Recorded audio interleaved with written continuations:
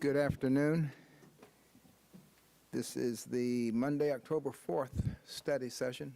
Mayor Hodges is away and Commissioner Peck will not be here for the study session, but will be here for the 4 o'clock meeting. We're going to be discussing large-scale multifamily housing prospect presentation, and I will turn it over to the city manager, Mr. Sprague, for a better introduction than what I just gave you. Thank you, Vice Mayor Davis. The thing that I would tell you is there's been a lot of conversation going on in the community about housing in general, this project in particular. Staff's been keeping you as a governing body informed along the way, but there's been a lot of community conversation that I think you've probably heard about secondhand about this particular project. We're very excited about what you're going to hear about today, and I'll turn it over to Lauren to give you a little bit more information about all the effort that's taken place up to this point and make introductions. Thank you, City Manager Sprague, Commissioners, actually Vice Mayor today, Mr. Davis. We have Stephen Rulak and Maxwell Drever with us here today. Today's study session is really to give you more familiar with an opportunity that they are looking at here in Salina regarding housing. As you're well aware, both the Chamber, EDO, or Economic Development Organization for Saline County and City of Salina, and the city have been working jointly to really get the message out about Salina's need for housing. Working through the housing study supplemental update this spring, we really got a fresh look at our numbers. But I think, as Marty reminded you, those numbers are really a capture in time. And as we've started to dig through those numbers, and as we're having other conversations with developers who are more familiar with these numbers, looking at various markets, I think it's been intriguing to see what they see in our community and what they think that our potential is, what our need is, and what we really could build here in the community. It's always a challenge, and we've had a lot of conversations, and particularly with Marty, about, why us? How do we get the developers here? We're a complicated market. We have been having various conversations. Drever actually came to us in late June. Stephen came and kind of checked out some properties, originally looking at doing hotel to micro suite conversions, and they're going to get more into that. But after looking at our market, looking at the competency of our community, and really how engaged we are in this topic, have been considering doing more units than that here. So that's part of the discussion today, is really what we could do. With that, I'm going to hand this over to Maxwell and Stephen, because I think they're the best people to kind of kick this off and give you some of their background and talk a little bit about what they've learned about Salina and then what they think is possible. So with that, you want to start, Maxwell? Sure. You want me up here? Actually, you can stay right where you're at. You're all mic'd up right there. Thank you. Well, thanks for your attention. And the reason we're here, there's the reason. And we're taking broken hotels and converting them into micro apartments. And this is the 7th recession I've been in that we've done something that's a little bit unusual, usually at the start. And this looked like such a great opportunity, and we've taken down a couple already. And we were told about this project called the Ambassador, back in May or so, and we put in an offer on it, and since we've lowered that a couple times probably, and it still doesn't make sense, by the way. And we told Lauren, this isn't working. It's, we have other projects that make much more sense in other markets, but she was so, and I don't know, she got us, and I'm here. My son, who's making money, is off on other projects, and I'm here to try and be supportive of the town.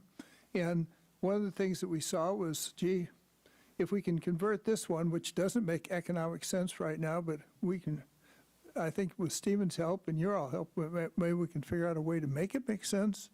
And then there's another thing that I've always wanted to do, and that's multi-generational daycare, and this site really lends itself to that. And then the third thing, which was also in my bucket list, was doing Milltown type housing, which it's a terrible way to say it. There's a better term for it. We call them, now I think we're going to call them Penlay cottages, But if we can provide larger units for families in need, and our primary target has been for single working parents in this recession to have like $600, $700 apartments. And if we went with the cottages concept, which we can do 12 to an acre, we could take a 30-acre parcel, put on 300 units real easily. And that's, so we're looking at trying to be a solution for the city, and it's all thanks to Lauren, to Mike, working with Todd behind me here, to be with local help and support to figure this out, because we don't know that all the answers are even close to them. And I'll turn it over to Stephen, who's been who I've worked with for at least 3 decades. And Stephen he is a kind of famous guy. If you don't know, he's a world famous economist, advisor. And when I met him, he was heading up one of the top accounting firms, consulting teams. And he, in the RTC cycle, we took down 80 properties, broken apartments before most people woke up. And Stephen did a report for us beforehand that showed us that there would be a market for what everybody thought was this overbuilt apartments. And we were able to bring in Mars Candy's pension fund. And we saved a lot of not only broken apartments, but whole neighborhoods we transformed. And that's my story. And the reason I'm still here is because much due to Stephen.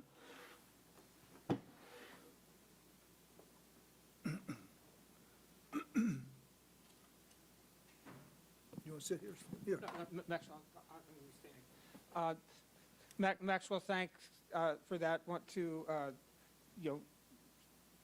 tell the commission, appreciate the opportunity being here. I'll give you a little bit about my background, just provide context, and we have a series of slides we'll be going through.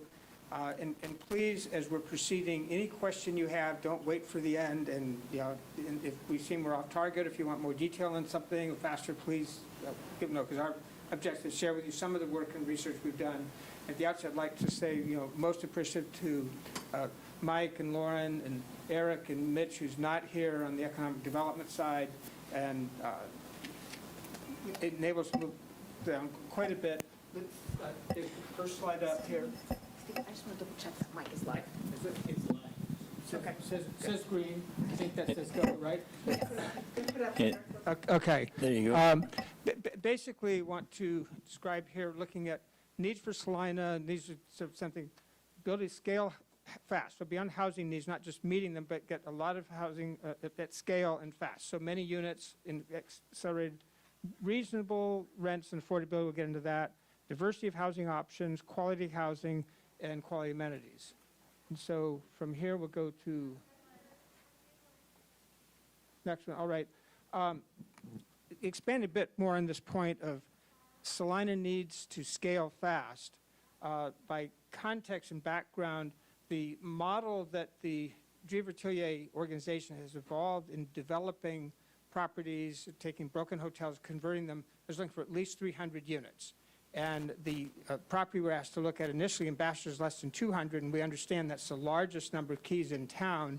And so we looked at a series of other properties put together as we started developing that idea more, talking to Mike and Eric and Mitch and Lauren particularly, the idea emerged, well, we really should be looking at not just converting hotels into micro-unit studios, but rather to be able to do something more. So that got us here. And beyond that, looking at some initial key findings, Salina, broadly speaking, has about 50,000 population, 20,000 households, about 2.4 persons per household. And as a general guideline, we look at markets, we think you ought to be having about 25% of the housing stock in a market that would be multifamily apartments. So allow people to rent and have a diverse array of offerings from studios to ones and twos and so forth. As we've done the research here, so that would say if you have 20,000 households, 25% into apartments, there should be 5,000 units. Salina has 500. Now, there are other apartments, but those are under various government programs. and there are restrictions in who can get in them, and there's not enough supply and availability. So we see here a big gap, 4,500 missing multifamily units, and that's just like the current inventory, and that's before we get into what appears to be an extraordinary set of needs. So, next slide. And basically, what we find is general guidelines. Salina should be looking to have quality housing.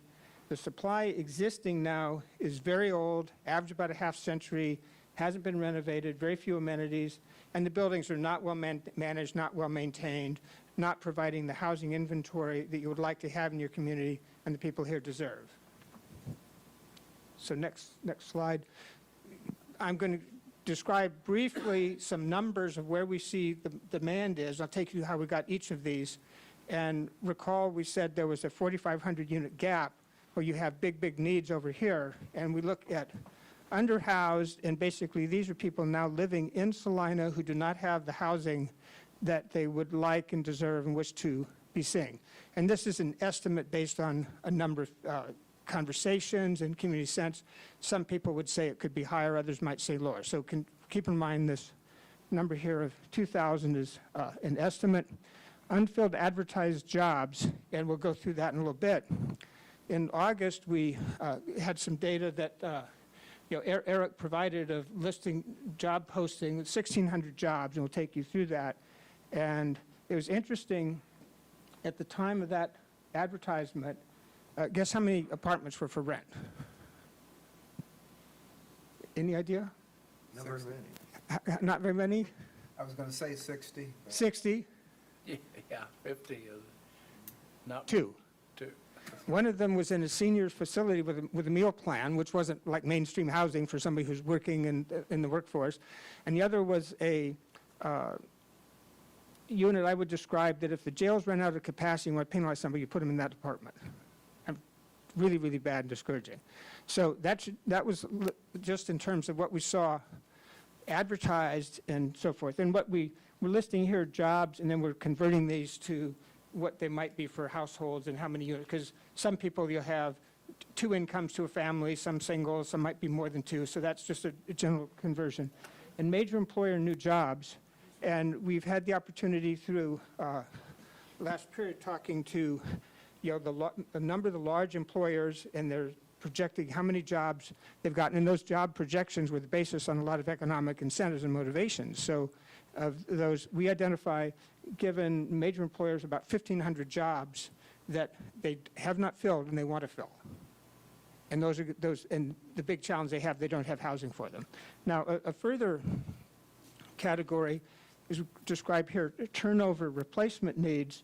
And if you look, and we studied, and we'll show the data on this for you a little bit, top 10 employers in terms of what numbers of jobs they have, and if they were to have 10% turnover in a year, how many new jobs how many replacements they'd have, 20 and 30.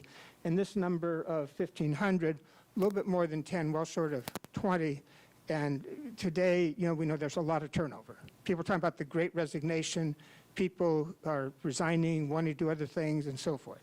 So and likelihood given that if people leave a job to replace them, you're going to have to bring somebody in from outside, just given the housing challenge. And finally here, residents who are living now in the county or beyond who might like to live in the city if they had jobs available.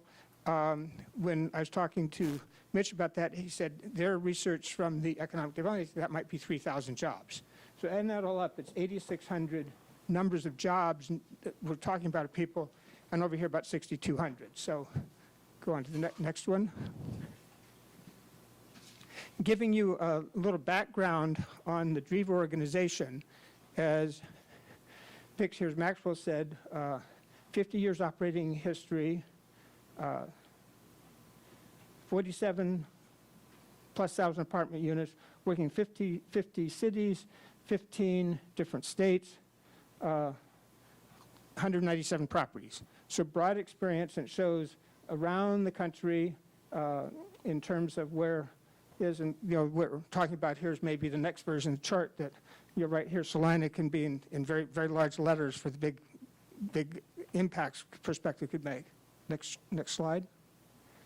This gives you concept of what might be over here, graphic of what an apartment, what a hotel room might be, what you might encounter, and then how it gets converted to a micro-unit studio apartment. And essentially, think of it similar to studios you often see.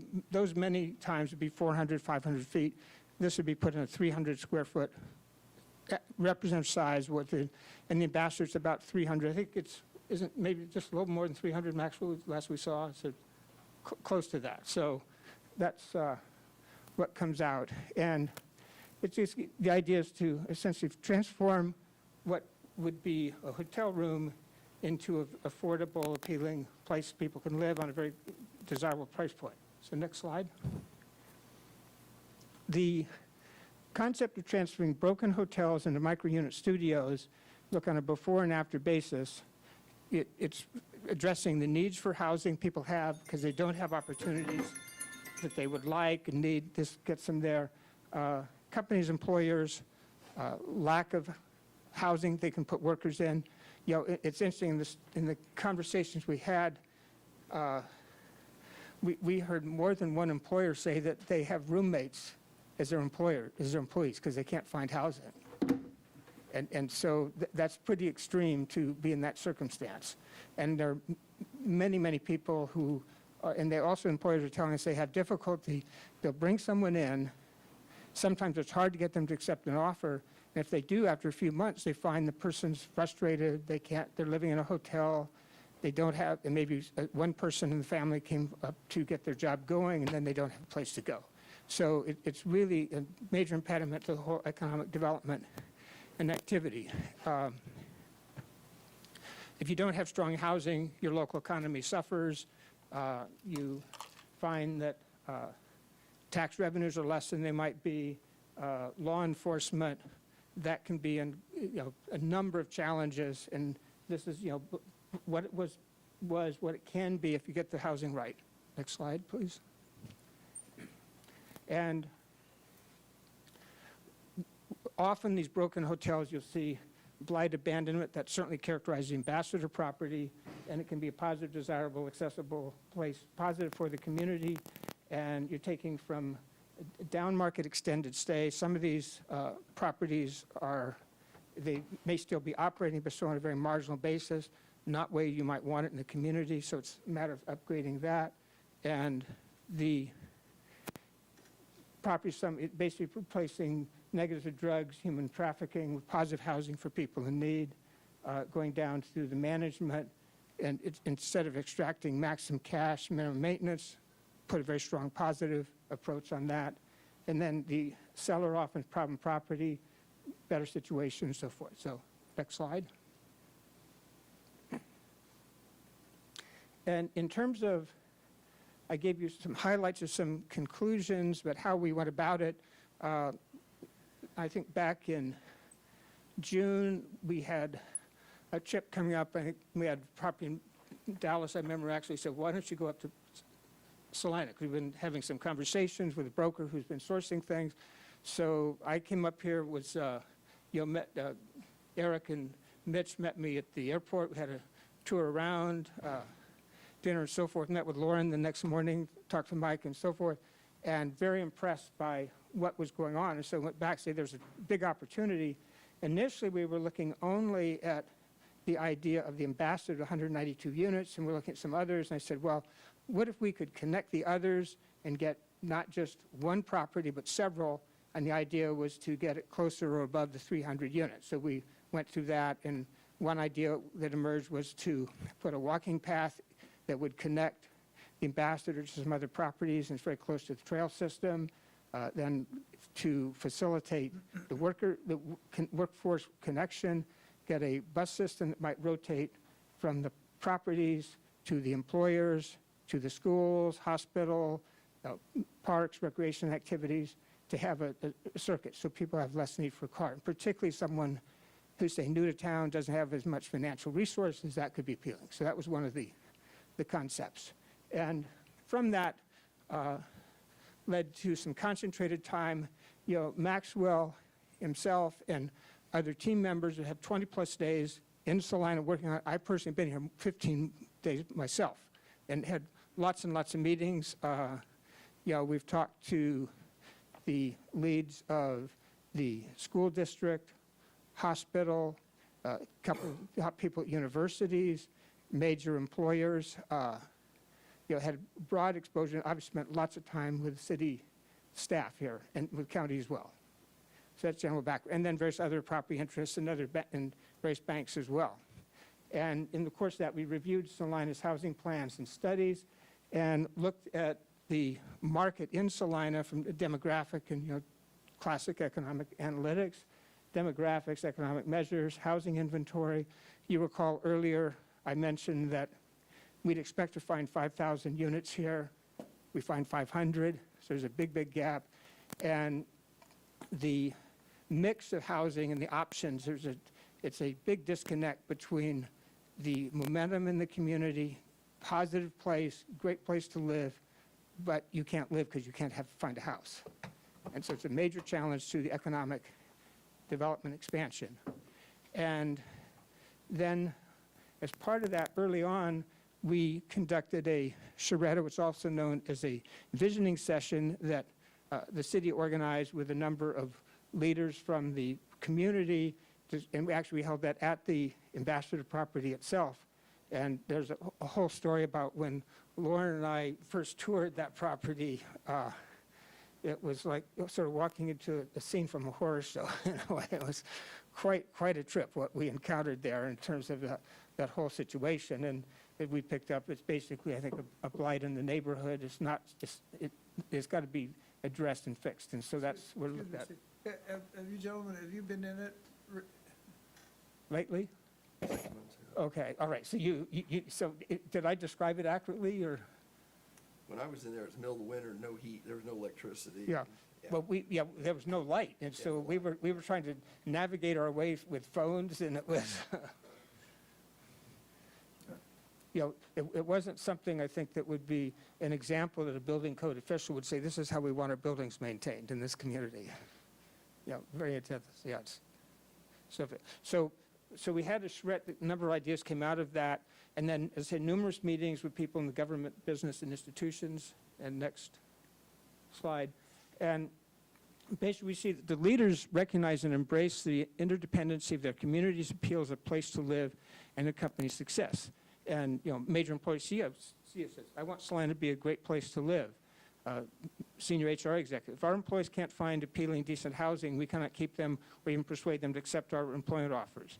Another major CEO, because of the lack of availability of quality housing, several employees are living with me right now. And that was not the only CEO who said that. Next slide, please. And overall impressions, findings, conclusions from concentrated study and time in Salina. And just to provide a context for this, beyond the time study here, as Maxwell mentioned, the remaining of the so-called big four accounting firms, remember there used to be 8, and it's now down to 4, are the 2 largest I basically found built and led the real estate consulting and valuation practices. And our clients have ranged from Apple, actually Kansas State Teachers Pension Fund we did work with in the past, and a number of things broadly. And I've worked globally in more than 20 countries and all the Wall Street firms, so we've had very broad perspective. I'll tell you, I'm very positively impressed by the caliber of the people here, the 5 companies. We talked to very strong management, very strong leaders, great momentum, but there's a disconnect between the resources, the enthusiasm, the talent, and the housing. And it's going to be a constraint to get where you want to go and where you should be going until that's addressed. And so, as I mentioned about disconnected, lots of jobs, no places to live. In August 21, there were 1,600 job postings. I mentioned before, I talked about that. Current housing shortfall does not reflect employers' substantial new jobs to be filled. So there's a problem now. And also, it's very interesting. Several employers said, the jobs we've announced are not how many we really want. Because we want to get those filled, but we have expansion plans beyond that. They're saying, we can't consider those because those aren't available to us until we can get this done. So the momentum could be greater than it is now once housing is completed. And as a practical matter, your all-star economic development team with the chamber, they're very limited what they can do because they can't bring new companies in without housing. And we had a meeting with the lieutenant governor, a Zoom call a couple weeks ago, and essentially said, I'm thrilled with what's happening, but I can't be prioritizing Salina if I can't have places for them to live. We've got to get this solved. And as I said, companies' plans are on hold till that can be done. Next slide. And Steve, Yes. excuse me, do y'all have any questions? Is this direction going the right way? Is it any thoughts initially from y'all? I'm writing down notes and, I'm not ready to interrupt you yet, but. Okay, but I'm keeping notes, okay? yeah, and I'll say just on that point, along the way, I've also had a serious academic research career. I was on Stanford Business School faculty and so forth, and lots of research. So I'm quite familiar teaching by the case method and so on. So anytime you want to ask any question, please do. I guess there's one question, if you could address, could you give a broad definition of what workforce we're talking about? When we talk about affordable workforce housing, what part of our workforce are you referring to? We have, we'll get to that shortly, but That's a great it is a great question to talk, because I have some actual data. I think it's really fascinating. But I can we'll see- wait. No, I don't want, but I'm just giving you a preview. I'm going okay. to say we're going to address it now, but there are also some numbers to come, I think, that you'll find quite interesting. But, yeah, I could speak conceptually, Max, I mean, that's something you've written a book on it. So you describe, when you talk about workforce, who are the people who live in your places and sort of what economic strata and kind of jobs and that sort of thing? Actually, we've always, oh, sorry. Yeah. We've always, historically, we've done workforce, and workforce for us are service people, school teachers, used to be nurses. Nurses are better paid now. Our target right now, Mr. Davis is our Assistant Mayor Davis, are single working parents, and that's why we're going to have free we've always had free after-school tutoring, and which is, I don't know of any other company in the nation that does that. And we've often been criticized by our institutional investors for having that program, but our high net worth families that have been with me for 50 years applaud it. And it actually is a winner, but it's because people stay longer. So we're trying to build community, but it's the people, houses, the people most in need. They're not in the LIHTC projects. I don't believe in federal assistance. You never get anything done, and I like to do things in a big way, or from my perspective. And I think that without having to wait for being a beauty contest to get approval to have a $300 apartment rent, ours is for the next rung up. People can afford to pay $600, and if we give them free after-school tutoring, they can really get out of the hole. They don't have to just, they're not, it is just hand to mouth. So, and so that's I don't know, it's kind of a all over the map definition, but it's from my gut. How's that? Yeah. No, and I'll expand a little bit on that. You could think of workforce housing are those individuals who are in segments of the economy where perhaps might be in a service working position. They don't have the prospect of getting a big promotion that's going to get them a big fancy bonus or something of that sort. They they could be in public service, they could be school teachers, they could be in various government roles, they might be working as waiters in restaurants, a lot of blue collar. It's essentially individuals that have to work for a living. Nobody gave them a free ride. They didn't inherit money. They don't have a sugar daddy that's going to pay all their bills, or sugar mama. Now, actually, is a better prospect, I should say, given how strong women are performing. The economy is much overdue. So it's basically people who have to work for a living, want a place that basically where they could show up, do their job, collect a paycheck, pay their bills, and have a decent life. And yeah, it'd be nice that they might win the lottery or get something else, but it's not the high rollers of society in that regard. And in terms of quantifying it on numbers, you could say it might be in a range of somebody, I'd say it's in the around approaching $15 an hour at the lower end. And as you look at where this goes, it's depending on the market you're in, it's up to maybe a $30 an hour wage rate. And obviously, if there are two people, two wage earners, they have more economic means than if there's just one. And it typically would be oriented to people who are probably going to be renting most of their life or all of their life as opposed to owning. And they essentially, they're wanting, they say, hey, look, I'll show up, I'll do my job. I'd like to get a decent wage and have enough to live a nice life. And depending on where you are, it can be a higher or lower bar. Thank you. Where do Is that responsive? Yes, Where do students fit into that? good question. I'm Where sorry. do students fit into that? So I'm.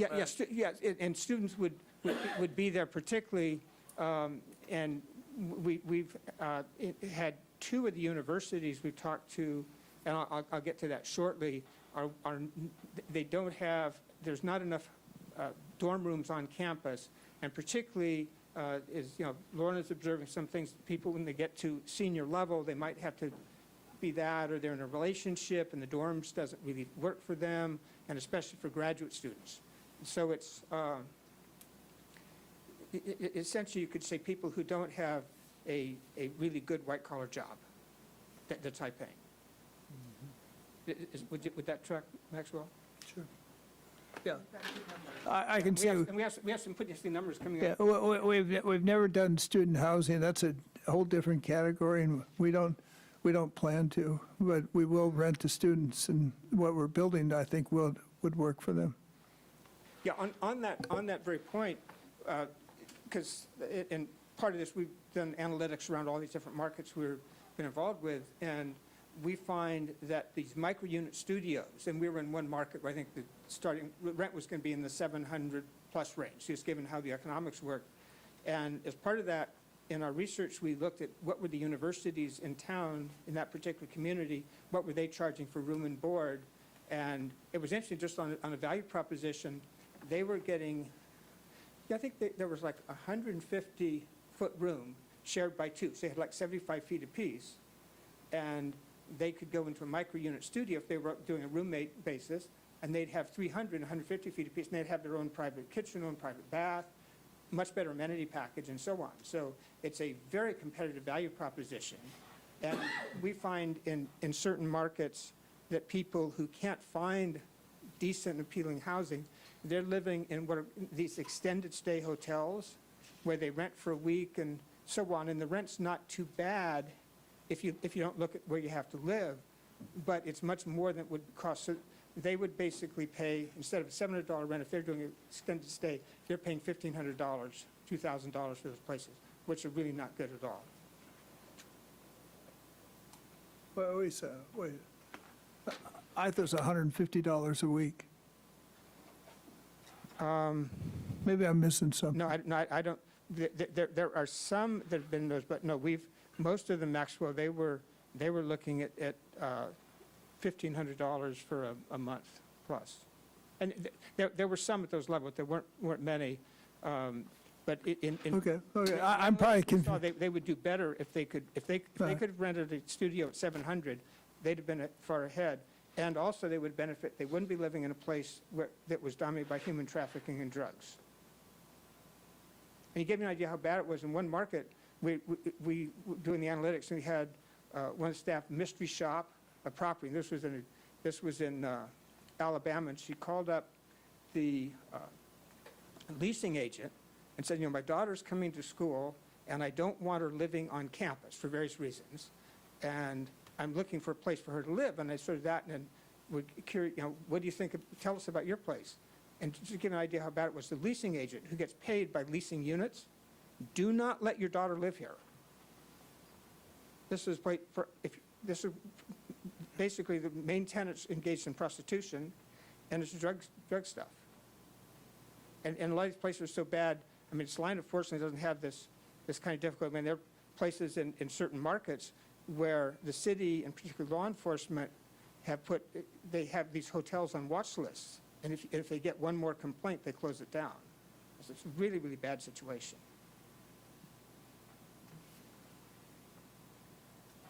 So, and we're going to get to some numbers on workforce housing very shortly. So basically, we think people in Salina deserve housing that enhances their quality of life. It should facilitate them building connections to the communities, which is why I think the whole amenities activity and broad interaction.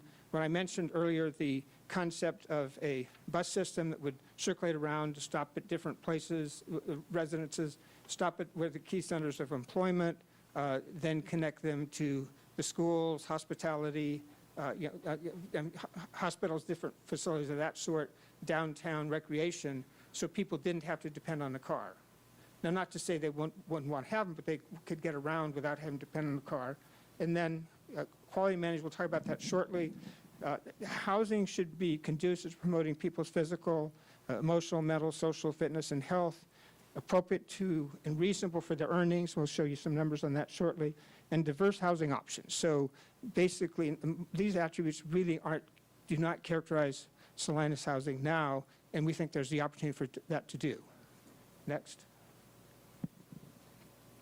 So one thing that's been important is to provide housing diversity, different housing types. And here's a micro-unit studio, say 300 feet, junior one-bedroom of 450 feet, one-bedroom at 600 feet, two-bedroom apartment at 800 feet, and cottage houses, 1,000 plus or minus feet. These are what Maxwell was describing as Milltown housing. So you can think of it as a concept in earlier days of how company housing was put together.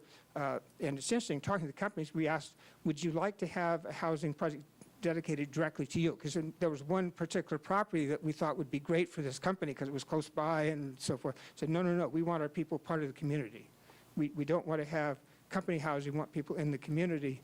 And by having the right housing mix here, when people move to the community and have the right social structure, amenities package, all of that, they're much more likely to be members of the community, positive, constructive contributions, as opposed to saying, well, it's just a job and they take off after a while.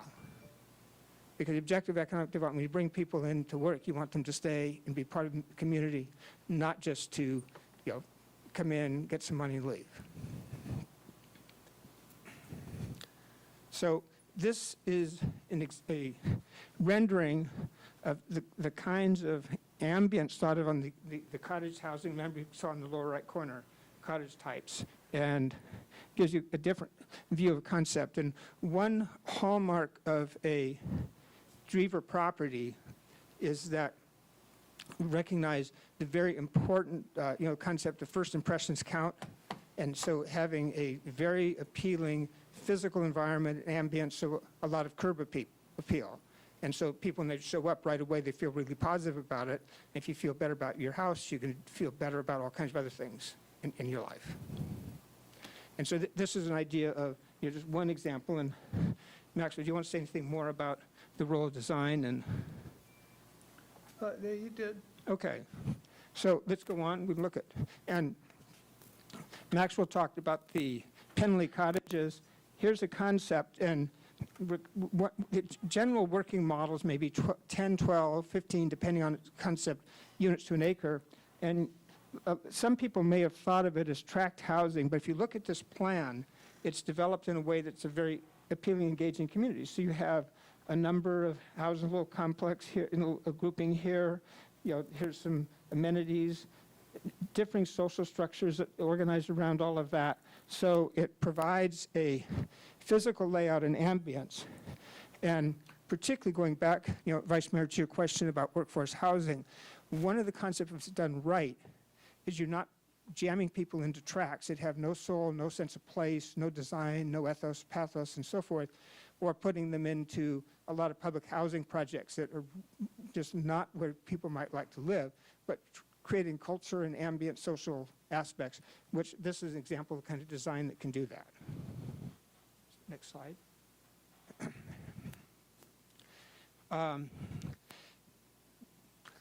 Lauren, we can get the council members all have hard copies, so we'll get you this because I'll just describe it. I'm not. We're not trying to masquerade doing an eye exam test to see about new glasses prescriptions, but what we've done here, we get to look at is we started out about reasonable affordable housing costs, and we look at annual incomes going from $15,000 by $5,000 increments all the way down to $100,000. And then we look at what that translates on monthly and then on an hourly basis, and then look at differing shares of how much income you spend for housing. It used to be that 25% of income was sort of a standard that people, well, if you made $1,000 a month, $250 for rent was how it used to be. That was well before things that had, and HUD requirements now 30%. And if you go to apply for a home mortgage, the test is 43%. And so, lately, housing is much more valued than it used to be and much more expensive than it used to be. And so a reasonable guideline, and going back to your point on workforce housing, the question, we think you should be thinking it's probably 33% of income is what might be reasonably could be affordable for someone at a certain level. And if you look here at a $15 hourly wage at 33%, that's $839. And if you look at somebody making here, hourly wage of $20, that's about $1,100 and so forth. Now, depending on a person's preferences, lifestyle, circumstances, student debts, credit cards, they got to deal with all of those things in life. They could be needing to pay less than that, perhaps, or they're doubling up, or if housing is particularly important, like maybe somebody's running, they're an independent contractor, and where they live is where they do their business, or they have a variety of things. So that's going to influence all of that. But these are sort of general guidelines. And so what you could think of when we talk about workforce housing is the idea housing that's appropriate to what someone can make from working. And it tends to be oriented at the lower income level, but depending on the economy, it could be different elements. But this chart here is particularly instructive as we get into that. And let's go on to the next schedule here. And just by point of reference, we looked at the 10 largest cities in Kansas, population, income, rents, and so forth, and the four surrounding states in terms of Missouri, Nebraska, Oklahoma, and Colorado, and highlighted here in some of the points of income, and you can see it's pretty much established paying in the 30% plus range for housing. We go to the next one, you can see visually. Next slide.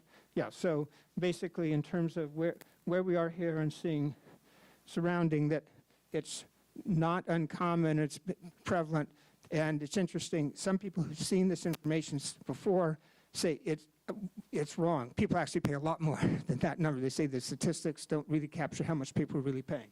Let's have the next slide.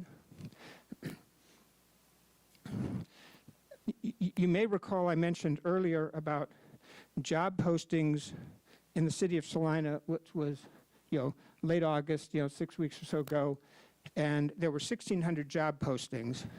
And what we did with that data is we basically went through every single job post, pulled out the hourly rate, and then classified and organized and counted how many were at each particular rate. And I have a summary chart we'll get to shortly that talks about this.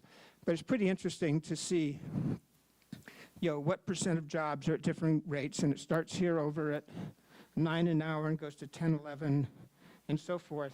And like $15 an hour, as I mentioned, there are 1,500 jobs at that rate, 579 excuse me, 716 jobs at that rate, and 1,500 cumulatively, another 815 jobs at 16, 841. So there's some elements there. And then you see what jobs are at that rate and what cumulative percent.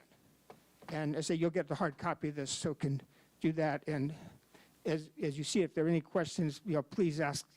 You won't necessarily ask them today on this data, but when you see it, glad to address that. So let's look at the next one. Can we go to the next slide, please?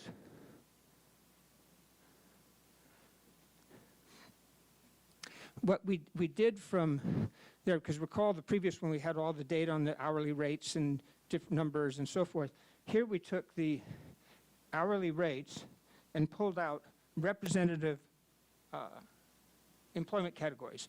And we were asking about workforce housing. So the people who would be, say, in the $15 range, social and human service assistants, shuttle drivers and chauffeurs, stockers, order fillers, tool operators.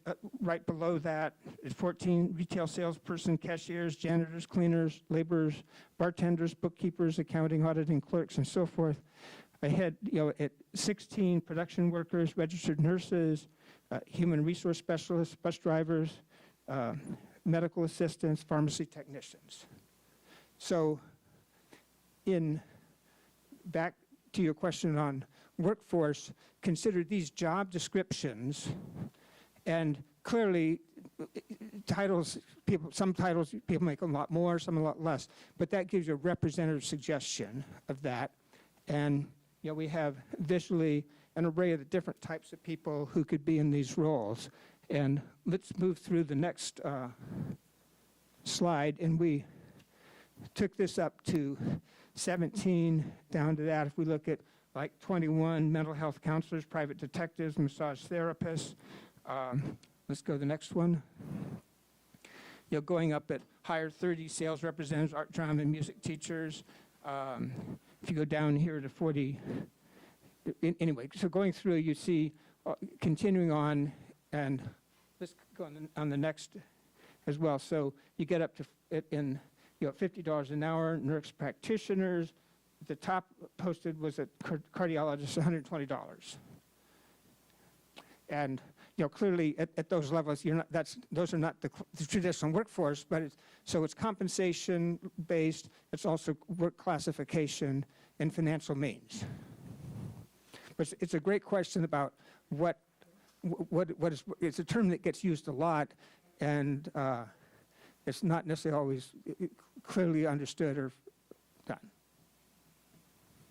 Those are three very nice pages as far as what each hourly wage generally corresponds to. Right.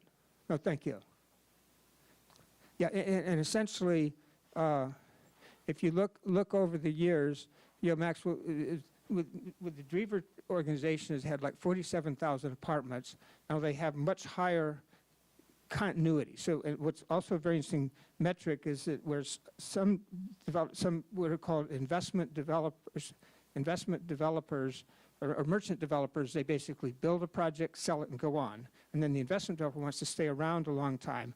And what's particularly distinguished about the Drever record and why the performance has been so strong is they have lower turnover. And they have lower turnover because the management is very attentive to providing excellent service. Maxwell pioneered the concept of concierge management. So if you go to a top hotel, a concierge can help you navigate things, make arrangements. Everybody on his property is expected to be a concierge to help the tenants. And he also has very strong management policies to encourage positive behavior and all of that. But all of that said, it's probably fair if he's had, close to 50,000 apartments, he's probably had, well over 100,000 tenants over the years. So lots and lots of experience of working with that. So let's go on to the next slide, please. And recall before we had the list of every job from $9 an hour to $120 an hour for the cardiologist. And what we then did, and there's a concept in statistics called the mode or modality, is where are the most concentrated jobs. So we pulled some of that out, which I think is very interesting and goes right, Vice Mayor, to your question about the workforce positioning and where they are. So jobs at 11 to 12 represent 9% of the total jobs advertised, and people at that level could reasonably afford $615 to $690 rent on this 33% basis we told before. At the 13 to 16 range, high concentration, 39% of the jobs, they can afford $730 to $900. Then to 21 to 22, again, a big concentration, 17% of jobs, $1175 to $1230, $25, 4%, $1430, and collectively, all of those making over $25 an hour account for 15% of the jobs that are advertised, and that's in a $1,500 to $2,300 price point range. And so, Vice Mayor, to your point on the workforce, you're basically looking in this range here. And what came out of the conversations as we were, consulting and interacting with the leaders of the city staff and county and other elements is that, yes, there was need for properties at the lower price points. It was also pointed out, well, we have people with families who need housing as well. And although it's studios, having studios and nothing else, that would be good, but not nearly as good as a larger, more expansive vision, which then led to the concept of what Maxwell was talking about of the cottages, and you saw the visual image before, it gives you a larger place, so more diversity. Yeah, excuse me, Steve. Please. The other point is that, and Lauren just brought this up, is two-person households. You have two wage earners. And so even if both of them are making $15 an hour, it opens up the spectrum. And especially if they have a kid, that's one of the reasons why we're going with this Milltown concept. Right, and you may recall when we earlier had the chart, which I'm going to come back to on the total number of houses, and we had total number of jobs and then number of houses. We were taking some of that into account as we're extending that, because talking to the employers, they might say, well, so many of our employee accounts are one or two person households, and so many are in families and the like. And so what we're seeing happening here is, particularly if you look at the manufacturing jobs that are in the $15 range, large numbers of people come in, those are likely to be single individuals. And so this micro-unit studio at that price point could be really good for them. But to the extent you have a couple, like and a couple, depending on their circumstance, could be living together. But as Maxwell points out, to the extent as they have families and larger needs, you have to have housing beyond just micro-unit studios. Yeah, let me throw out a question to Stephen, which I've never thrown out to him. And it just happened, and just the reality. Do you have any idea, anybody here, what's the divorce rate here? I mean, what percent are we of single working parents? Do you know? We've not studied, we haven't looked at that particular statistic. I can give you an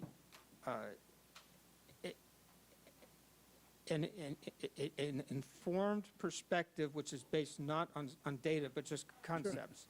Sure. And one thing we found in Salina, which is really interesting compared to other markets, is that and many of the markets we're attracted to, there tends to be a very small number of studios relative to the U.S. overall. Like, for instance, in the U.S. overall, there are about 10 to 12% of the inventory studios and housing inventory. One bedrooms are like, say, maybe 40%. So like studios and one bedrooms are 50% in the market. And the composition of one and two person households in the country overall is 62%. So there's a 12-point gap between the mix of people, the demand and the supply. Whereas in some of the markets we're in, we've seen that instead of having 10 or 12% studios, they have 1 or 2%. And then they have not so many ones. And so you might have, instead of 50% of the country, the smaller units may be combined with 30% total. So you have like a massive gap. And that's sort of been what we look for. because we want to find a place, great need and very little supply, and then we have, if we can offer studios, it really helps a lot. And I was looking at this originally, I said, well, we weren't seeing that statistic, and we were seeing much higher, larger family size.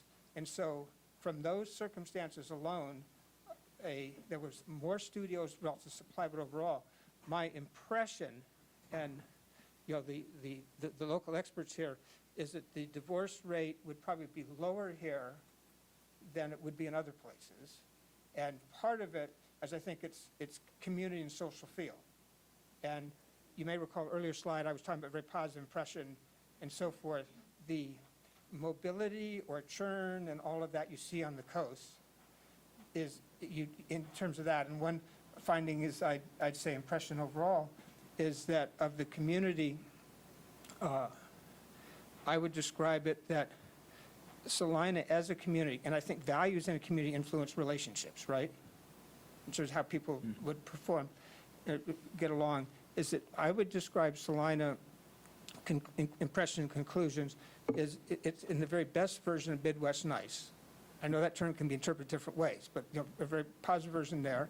I find the people I've encountered here are much, they exemplify higher standards of professional competence and professionalism in their work and how they go about doing that, and seriousness of purpose. And I will say, given the nature of the kind of work I do and who I see around the world, I can't say that about all the places I might be encountered. And there seems to be a much stronger cohesiveness of the leadership of the communities of people in influential, powerful positions having shared values and aspirations and commitments. And so if you have those circumstances, that tends to be more cohesive, more conducive to cohesive relationships. So I've given you the rationale where I think the numbers would come out. And if I'd done it the other way, and I'd done the numbers first, I'd do that. And I said, well, why are those numbers? Then I'd look into and tell you that. But I don't know, Mike, do you track that or have any idea? Or? I've been doing some Google searches as you're talking, but I haven't found anything that Okay, is well, you have to correct me. informative. Yeah, well, if I'm wrong, tell me so I can then correct myself before I get out of the room. No, I mean, like, we're looking at Columbus, Ohio. I mean, we have a project we're working on there. And there's a huge percentage of single working mothers. And it's it'd be really interesting to know at our next meeting, again, this is just preliminary. At our next meeting, that's probably the first question Stephen has not been able to answer directly. So we'll get it. If I could throw in a related question, then this project, then I'm assuming would not be tailored to fill in the gap for a single parent with children. Then I mean, I'm just having a hard time The micro-unit wrapping. studio? Yes. The micro-unit studio could accommodate a. Let me take it. Okay, yeah, Maxwell. It can. And the reason it can is because we're either going to go with a what's called a Murphy bed, you know, that pops up against the wall. So we're trying to make it so it does work for you know, a single working. Politically, I'm supposed to say parent, not a mother, but most of the time it's the mother. So it does work by our doing that type of thing, having or a trundle bed, which is a couch that folds out into a bed, and so that was one of our objectives, and I guess in my mind, I'm having, you know, I could see that working for a summer vacation. I can see it working in a pinch. Yeah.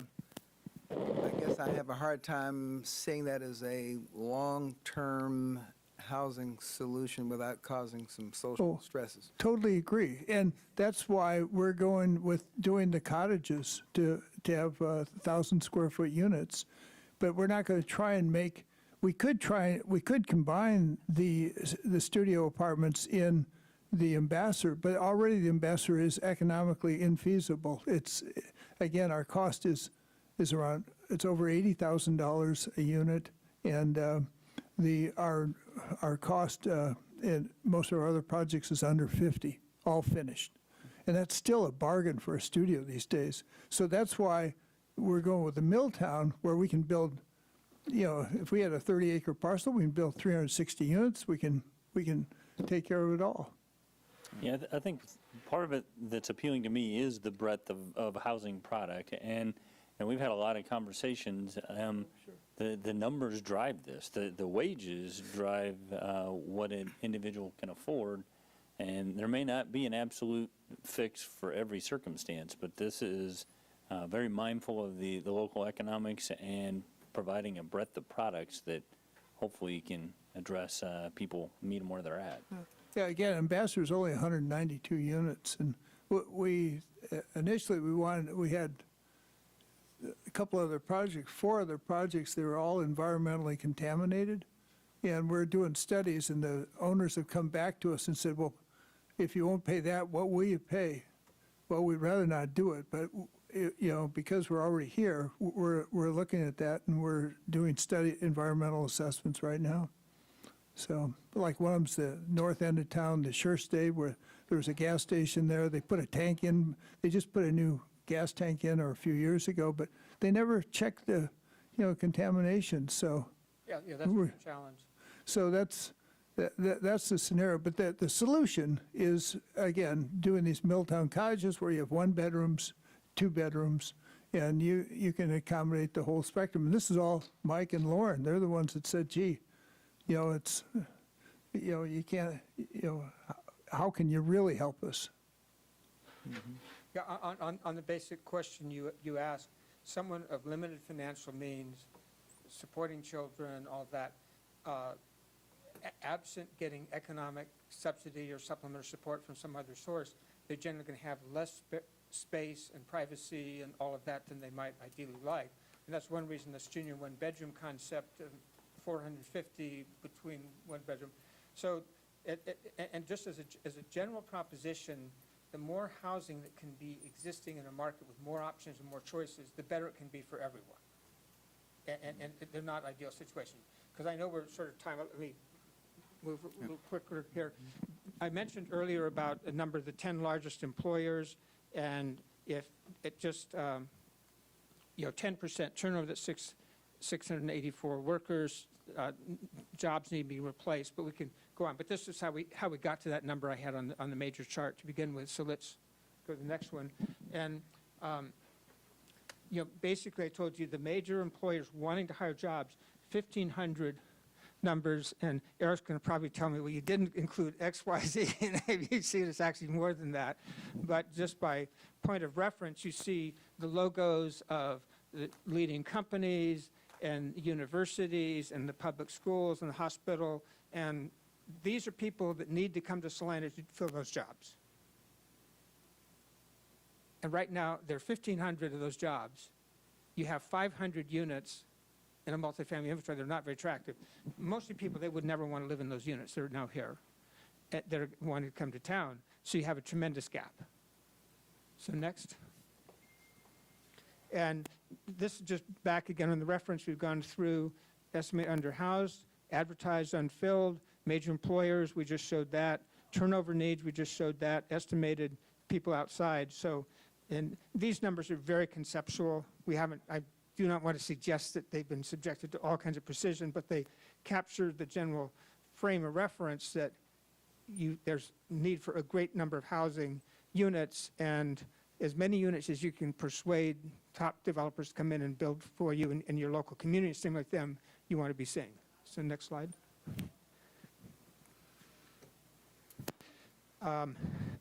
This gives a perspective on the Ambassador, which is right here. You have the mobile home parks around that. So we're under contract in this property here. The Value Inn next door is another property we're under contract, and looking at that. Discussions are underway about additional properties that perhaps could be put together as part of this. So just give you a visual sense of that. Let's go next. And I mentioned we had a visioning session with leaders of the community, and here are some of the key points: childcare. They saw, and we asked what was their vision. Young professionals living there, many amenities, walkability to existing trails, arts and humanities emphasized. These are a synthesis of what came out of the charrette process. So, and in amenities, what people wanted in the micro-unit studios, patios, dog park, community garden, pool gym, co-working space, healthcare, facilities, food pantry, and those give some elements. Let's go next. Incidentally, we find in our research, you know what the number one amenity in many, many markets is? Pets. Your pet park is really critical. And we've seen some markets, like in some markets, people pay way, way up just to get in a place that will allow them to have their pets and so forth. And especially if you look at people of lesser financial means, like you were talking about, as someone who doesn't have much, having access to a pet for companionship is so important, especially today. And so we don't, you know, it's fair to say, Maxwell, Drever Tillier doesn't touch a project you can't have pet park in, right? Yeah, it's like Maxwell's dog always wants to come to the office with him all the time. Yeah, my dog is supposed to be my wife's dog, which we just got a year ago. It's just a little mutt, and her name is Pumpkin. But everybody calls her Elmer because she's like glue, and so now I see what this attachment that Stephen has. He's right. The pet parks are just really something that are good. No, and one thing we did out of the visioning session is we asked people to describe if we were to project out 2 years, with the people who were living at the Ambassador after we had all this done, what would they be saying about it? So we asked, say, what was the vision of, you know, we had members of the different governments, of the employers, of the school districts, of, you know, think of the whole melange of the community.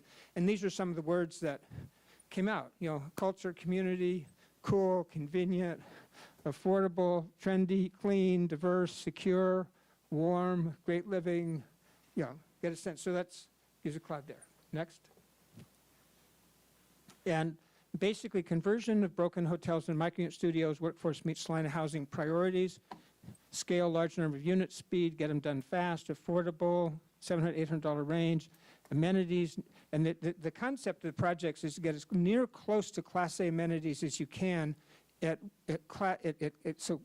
Class B workforce. So what's distinguished the Drever projects over the years is to have top-class amenities and rents as affordable as possible for the workforce segment.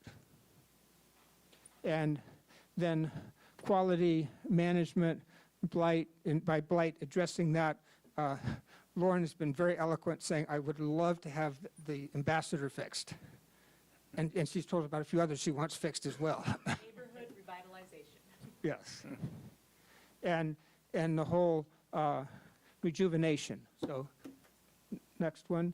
And basically, positive impacts, you know, it can having daycare on site, wellness, fitness center, mechanism. One thing we're aspiring to do, what the vision or the aspiration of this is to create a mechanism so individuals who are in the important community service functions of providing daycare, which is $11 an hour compensation, and the paraprofessionals in the school system who work at $12, both of which are extremely challenged to acquire, is the concept we're working on is to figure out a way so that they could live a $15 an hour lifestyle on an $11 or $12 wage. And the idea is to get mechanisms to supplement their housing purchasing power for people in those roles. And you know that's a vision. We have some ideas, and hopefully there'll be enough support in the community to do that. And at least the companies we talked to so far are very positive behind that because they really like it, they know they need it, and we think we can come up with a structure that can help them get there. So let's go on next slide. And you know, basically positive impacts, superior housing is going to promote things for the economy. Yeah, I mean, one thing happened. This project is if you looked at the document that you saw before, the profile and so forth, the Drever projects often stimulate, as Lauren would say, neighborhood revitalization, rejuvenation, momentum, and so forth. This project, we think, will raise the bar for everybody. That's going to make property values higher, property taxes higher, more wealth, more budget for, more social service budget, all kinds of positive economic stimulus. So that's one thing can happen. Stephen? Yes. Yeah. Yep. Okay, so let's move on. Next slide. And our view, from having been in Salina, what we've seen is we think your community has the potential to attract some very talented people. There can be joining new jobs. They're attracted by the quality of life here. Individuals can work wherever they want. Salina is a very well-kept secret, we think, with a lot of people relocating. Once you have housing, you're going to bring a lot of new people, we think, into it, and entrepreneurs as well. Next slide. And we talked about raising the bar impacts. Employers can be able to attract people they want. I've told Lauren that to the extent this project goes the way we think it can, you could be on the front page of the New York Times as epitomizing the ultimate public-private partnership. And that's going to be very helpful to economic development. That wouldn't be bad, right? Not at all. Okay. So let's... Next slide. So basically, these are numbers we've talked about before, rationale and so on. The purpose of today's meeting was to tell you about background and investigations, get to know a little bit more about Maxwell Drever's leadership and the Drever team capability, convey that you have very big needs, and we wouldn't be here if we didn't have ideas how to fill those needs, and would be expecting to come back sometime in the next 4 to 10, 12 weeks, something of that sort, very specific ask of what to do it. Mr. Rulak and Mr. Drever, this has been a very enlightening presentation. We have a hard stop at about 3:52, so we can get ready for our next meeting. I did want to leave a few minutes for questions, comments from the other commissioners first, and then from the folks in the audience. Commissioner Ryan? Oh, I believe if we have housing, people are going to come, so I'm really excited about what you're showing us and the numbers there. I'll be looking forward to having a harder look at those. The programming you mentioned, the daycare, the child care, the tutoring kind of aspects, I think that closing the gap idea makes an awful lot of sense. I wonder where the elderly fit in. We do have a pretty high percentage of, and there's a lot of folks come into our market to retire here from north and west of us. I'm curious how this kind of housing appeals to them. It's multi-generational daycare is what our plan is, Mr. Ryan, so, and I think I'm in that category of wanting to appeal to seniors. I'm not And on that point, the concept of converting the broken hotels into reasonably accessible workforce, senior housing, is very much aimed at seniors. And there's a whole model we have of a 55-plus, and another part of the Drever family business called Larkspur, which is basically doing active workforce housing project. Now, it's a rather higher price point, but there's a structure that works on this particular model for seniors, and I didn't even have the seniors down there, but I mean, that's part of it. And I think it's fair to say, Maxwell, that to the extent we get going what you want here, that seniors is the market you want to serve, right? Sure. Yeah. That's an excellent point. Thank you. Commissioner Hopp? Have you done a project like this that has a large enclosed common area like this? You mean like the Ambassador? Yeah. We were out on the, I've been involved in a whole variety of other kind of projects beyond what with the Drever Institute. We were on the Ambassador site today and spent some time with Maxwell. You should speak. The answer is no. Okay. But actually, there's beyond that. There's an answer it's like, no, let me explain kind of thing. There are serious conversations underway of opening up that and taking the roof off and making it open to the air. Because, I mean, have you been in there? Well, you were in there like 6 months ago. It's actually, I'm not very good with numbers. It was probably in January, so it's been. Okay, but anyway, yeah, but you've been yeah. in its disrepair state. Yes. And it's not a pleasant place to be. You've got problems. I mean, there are all kinds of issues that have to be addressed. And one of the challenges is given a hotel environment in which it's set up, fresh air is really critical. A lot of hotels don't accommodate so much. So opening that up is, in fact, we were out on the site with a real estate broker, contractors, looking at all that. So that serious consideration is being done to that. And that's one reason this is such an uneconomic project, is it's a big cost to take it off and to repurpose it. To try to recondition that to make it work would be really hard. Yeah, But we are going to do that.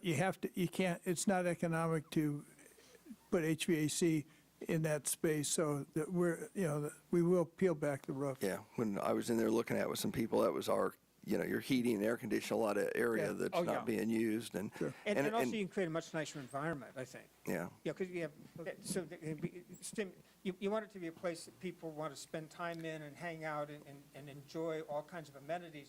Right now, it's a place you want to get, I don't think most people want to spend very much time. Right. The other thing is, all of these are going to be micro apartments. I know some of those rooms are larger. Yeah, there's just a couple that are larger. Yeah. And we'll probably leave them like they are, but where we want to do it is, or expand is the new construction. We got plenty of land right next, on our site, plus the adjoining properties. And then there's also, we've been touring properties with Todd over here and with Eric, where we could build our mill towns. Thank you. Any questions from anyone in the audience? We've got 3 or 4 minutes.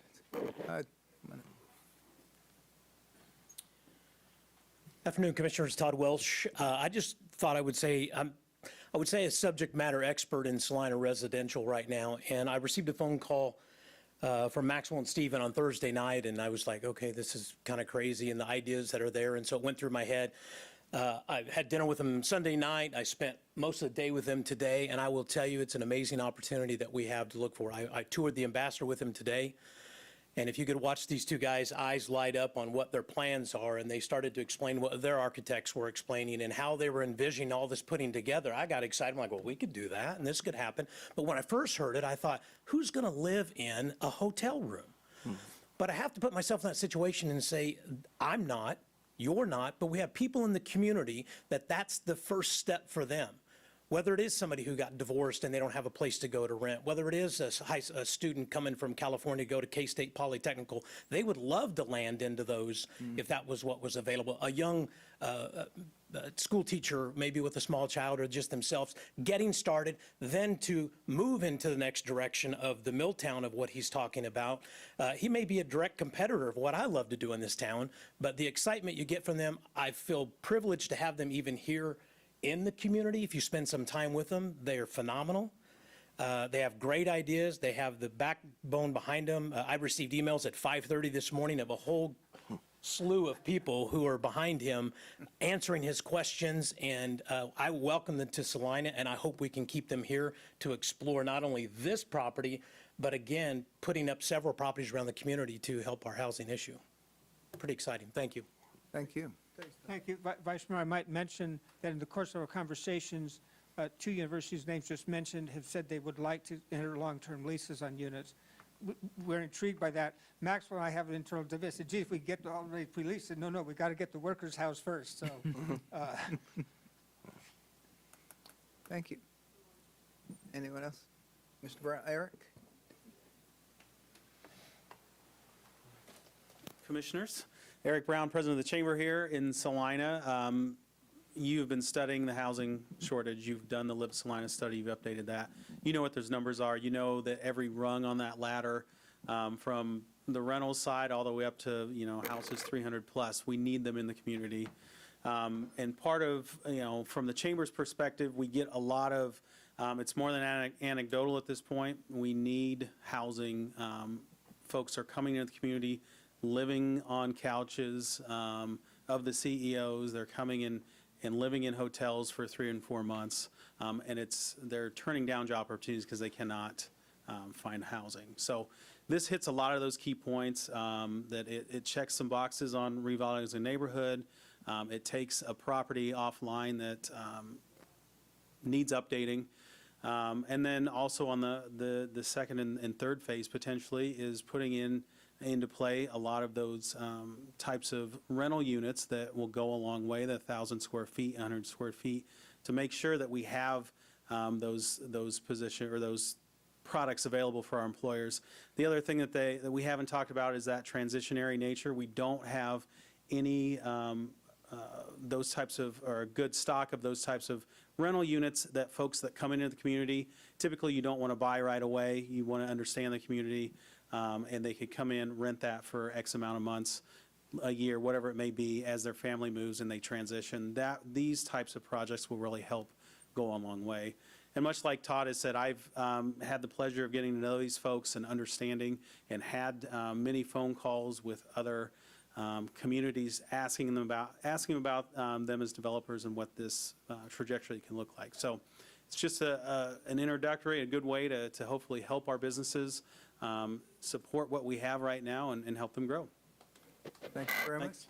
I had one other quick Sure, question. You stated that we needed 5,000 units. Does that include what we need for some students? I think we're short on student housing also. Or was that just for workforce? Well, the comment on 5,000 units is if you have 20,000 households approximately, that's just as a general concept. To the extent you have an economic engine like university, which you have some great universities here, it's very impressive in that regard.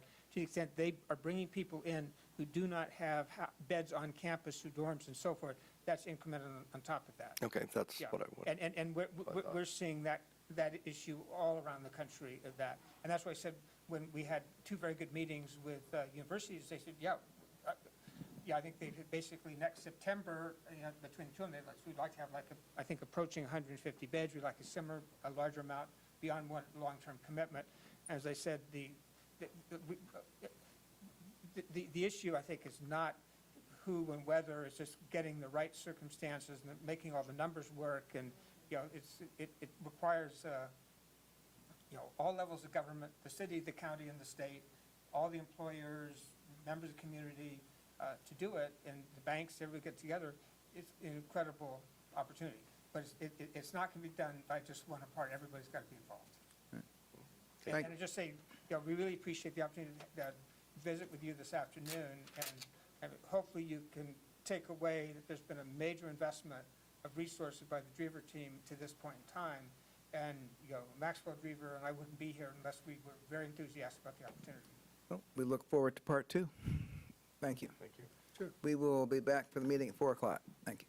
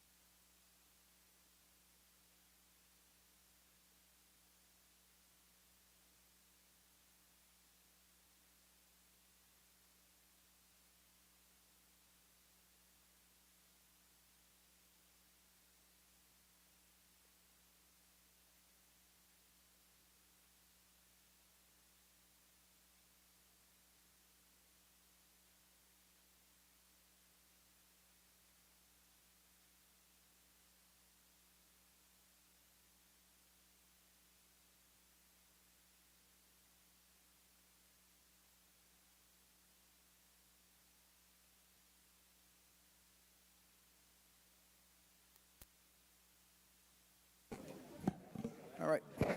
Good afternoon. This is Monday, October 4, 2021. This is the regular weekly meeting of the Salina City Commission. I'd like to confirm that the Kansas Open Meeting Act required notice has been properly called or provided. Yes. Thank you. May we have roll call, please? Mayor Hodges, Vice Mayor Davis, Here. Commissioner Hoppick, Here. Commissioner Peck, Here. Commissioner Ryan. Here. Thank you. All who are able, please stand for the Pledge of Allegiance and a moment of silence. I pledge allegiance to the flag of the United States of America and to the republic for which it stands, one nation, under God, indivisible, with liberty and justice for all.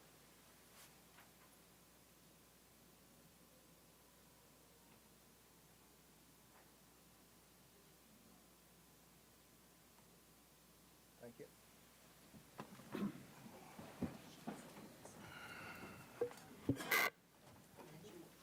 Mayor Hodges is away today. We wish her well and hope she's enjoying whatever she's doing,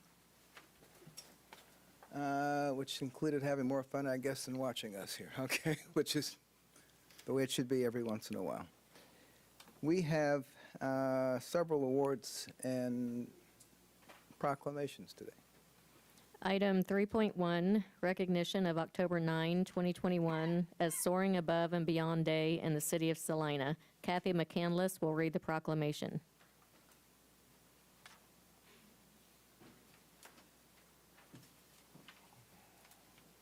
Good afternoon. Hello. Our proclamation, of course, is for the VFW. Whereas the Veterans of Foreign Wars Auxiliary is conducting its 108th year of volunteer service in America. Whereas year after year, the organization continues to honor those who have made the ultimate sacrifice in the name of freedom by maintaining memorials to their service and sharing their history with our nation's youth so that what our nation's veterans have done for America will not be forgotten. Whereas Veterans of Foreign Wars Auxiliary supports the troops currently deployed overseas. Whereas 470,000 members represent the families of those who have served or are currently serving on foreign soil, protecting our freedom. Whereas members volunteer nearly 1 million hours in Veterans Affairs medical centers and other hospitals throughout the country. Whereas the organization provides awards and scholarships to students based on their expression of patriotism through art, speech, and volunteerism. Whereas the 2021-2022 National President, Jean Hamill, is rallying VFW auxiliary members behind her theme, Soaring Above and Beyond. And whereas October 9th, 2021, will be a time to celebrate her visit in Salina, Kansas, I do hereby declare October 9th, 2021 as Soaring Above and Beyond Day in honor of National President Jean Hamill and all members of the VFW Auxiliary for their outstanding volunteer service to veterans and their families, the city of Salina, and this great country. Thank you. I think of all of our local organizations, the VFW is one of the more visible ones, and we appreciate all of its attendance at ceremonies and the service projects. Thank you. Are you having a parade on the 9th? We are actually going to flag up the riders. The VFW riders will flag up and escort her in at 5 o'clock. And then they will escort her to I-135, where she will take off for Wichita that evening and head back on her next place that she will visit. So, Thank you. Is there anything else that the city may be able to participate in honor of this, or anything else that you're doing citywide? nothing that we are doing citywide at this moment. We've got a couple, the VFW is very involved with, I want to say it's William Belt. He is a member of, or he was a U.S. service person that served on the USS Oklahoma. His remains have been brought back to Kansas. They're going to escort him tomorrow, and his funeral will also be on the 9th in Ellsworth. So we have a huge gathering of VFW members that will be in Ellsworth to lay those remains to rest. Thanks for reminding us of that. If you come forward, I can give you a signed proclamation. Thank you. Thank you.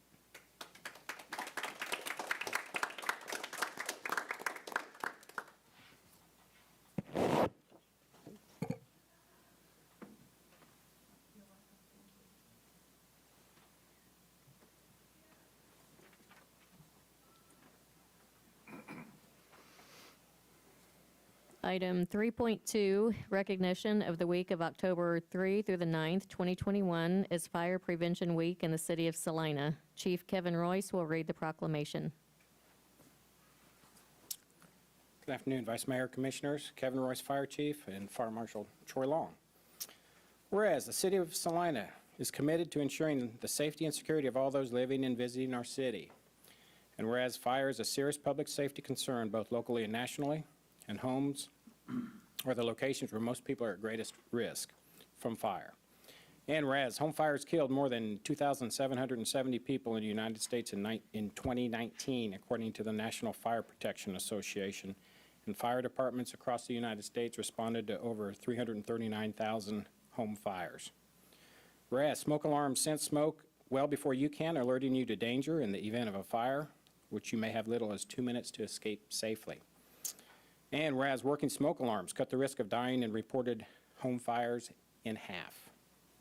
Whereas Salina residents should be sure everyone in their home understands the sounds of the alarms and knows how to respond.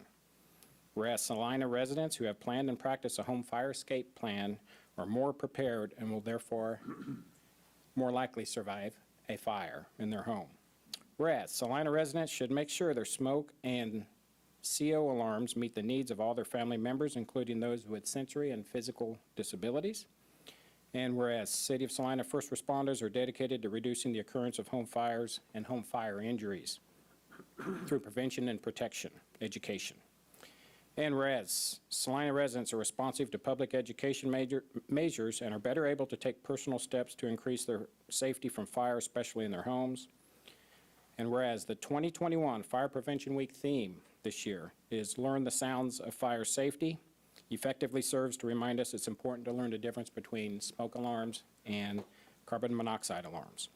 Therefore, I, Trent W. Davis, MD, Vice Mayor of the City of Salina, do hereby proclaim October 3rd through the 9th, 2021 as Fire Prevention Week throughout the city, and I urge all the people of Salina to learn the sounds of fire safety for Fire Prevention Week and to support the many public safety activities and efforts of Salina's fire and emergency services. I guess if there's any week that should be 52 weeks a year, it's fire. Yeah, Fire every Safety week is Week. Fire Prevention Week in our world. Years ago, we had home safety inspections, and I don't know if those were through the Department of Health or whether the fire department participated. It was not the fire department. Right. Have we ever done home fire? Are there any written charts or starter kits that families can have to plan? Yeah, so we generally post on social media home fire safety checklists that people could grab and use, but as far as jurisdictions within a residence, we don't really have that. If someone has questions, we do go out and help them, and we put up a lot of smoke detectors, a lot of smoke detector batteries, so yeah. Well, I really appreciate, I smelled some electrical smoke in my house probably 6 to 8 months ago, and I called and said, there's no flame, and I said probably stupidly, we really just need one truck. You don't have to like send all that noise to it. Nope, that's not how we roll. No. And sure enough, the whole Better company to showed have them up. and not need them than Right. need them and not have them. Well, we appreciate your always being just a phone call away. Thank you.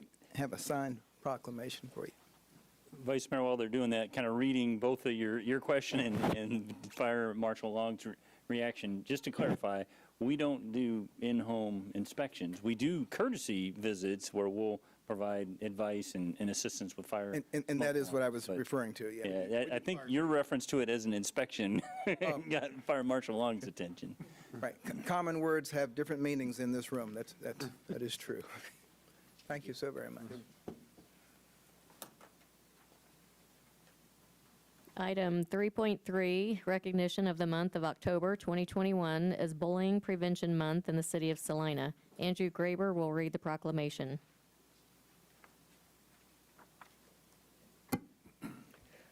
Bullying Prevention Proclamation. Whereas bullying is defined as unwanted, offensive, intimidating, or aggressive behavior combined with an abuse of power to purposely cause another person physical, mental, or emotional pain. And whereas bullying is widespread and occurs in neighborhoods, playgrounds, schools, and through technology now more than ever. And whereas bullying negatively impacts all youth involved, including those who are bullied, those who bully others, and those who witness bullying, known as bystanders. And whereas 1 in 4 students in Kansas reported being cyberbullied in 2020, and thousands of Kansas children and adolescents are affected by bullying annually. And whereas targets of bullying are more likely to acquire physical, emotional, and learning problems, and students who are repeatedly bullied often fear such activities, such as riding the bus, going to school, and attending community activities. And whereas children who bully are at greater risk of engaging in more serious, violent, and self-destructive behaviors. And whereas children who witness bullying often feel less secure, more fearful, and intimidated.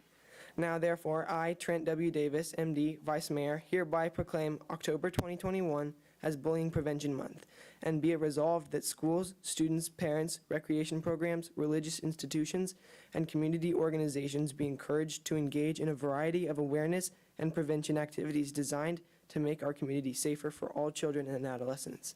Activities such as Speak Night at Ad Astra on October 22nd, 2021, and the month-long Kindness Challenge on the CAP social media pages. Thank you. I'm going to put you on the spot, and you can feel free to get help from a friend if you need it. Yes. What advice would you give parents who suspect that their children are being bullied? To routinely ask them if it's happening and if there's anything wrong happening, just to check in every once in a while to make sure, what I would recommend. Thank you. Nothing beats having conversation. Thank you. If you come forward, I'll give you a signed proclamation. And we have a poster to give you as well. It's a bullying prevention poster with a quote from Mother Teresa: "If we have no peace, it is because we have forgotten that we belong to each other."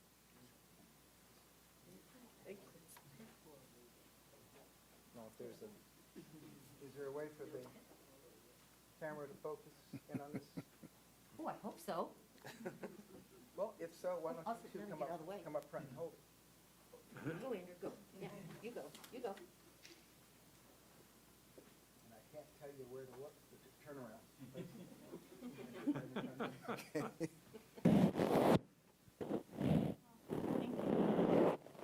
Thank you.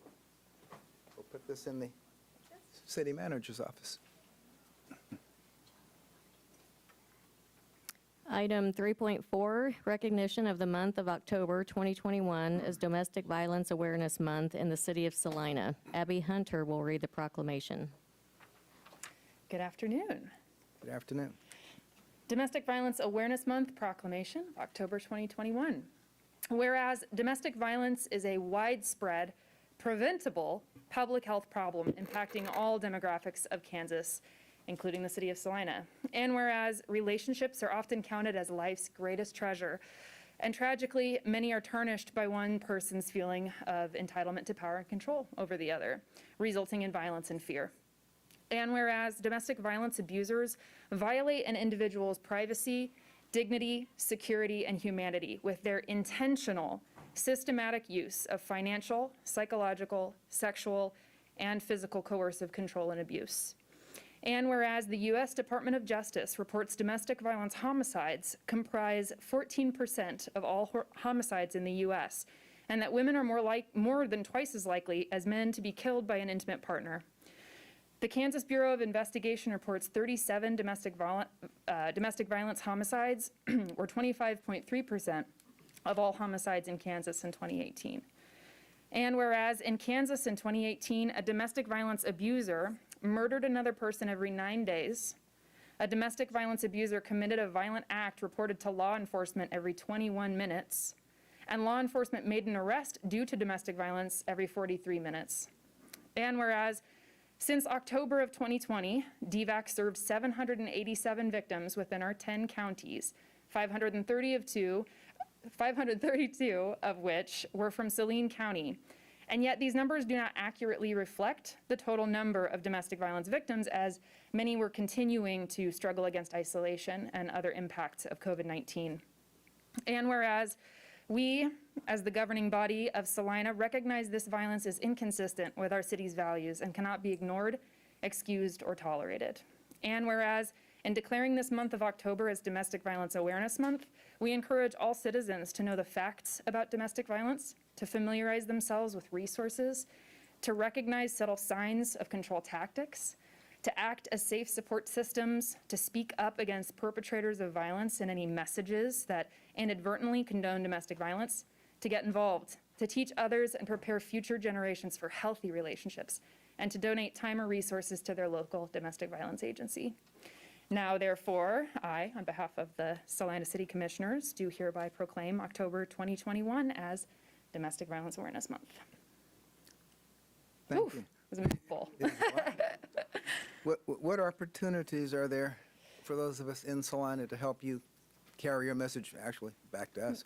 Yeah, well, one way to help support the agency that's pretty easy for any community member is to visit our bargain basket, which is located at our new building. We used to be downtown Salina, the bargain basket, and you'll still see the sign on the corner of Santa Fe and 5th Street, I believe, or Walnut, one of the two. But at our new building, we're now at Oakdale and Ash Street. So if you come to the corner of that, you'll see our nice little neon sign, bargain basket. Come in there. Very great deals on donated clothing items. So that's a great way. As far as events going on, Monday the 18th, we have our annual Candlelight Vigil. That's always hosted at Kansas Wesleyan University. That's open to the public. It starts at 8:15 p.m. There will be a domestic violence panel for people to come and ask questions and get answers from both survivors and advocates. To participate in songs honoring survivors and those who have unfortunately been victimized, and then to participate in the Candlelight Vigil. Tuesday the 19th, we'll have Glow Yoga at Kansas Wesleyan University, 8:30 p.m. So if you like to get stretchy and also glow, then I guess that'll be for you. And then Friday the 22nd, we will be participating with, in conjunction with the Bullying Speak Night at Ad Astra, excuse me. So 7 to 8 will be bullying prevention, and 8 to 9 will be the heavier stuff, the domestic violence. So encourage anybody to. Candlelight Vigil is outdoors or inside? It's both. The beginning part will be inside in that commons area, in the lunch area at Kansas Wesleyan, and then we step outside for the Candlelight Vigil. They're not live candles, fire prevention, right? But yes, we step outside for that. All right. Thank you very much. Yes, thank you. Come forward, I'll give you your signed proclamation.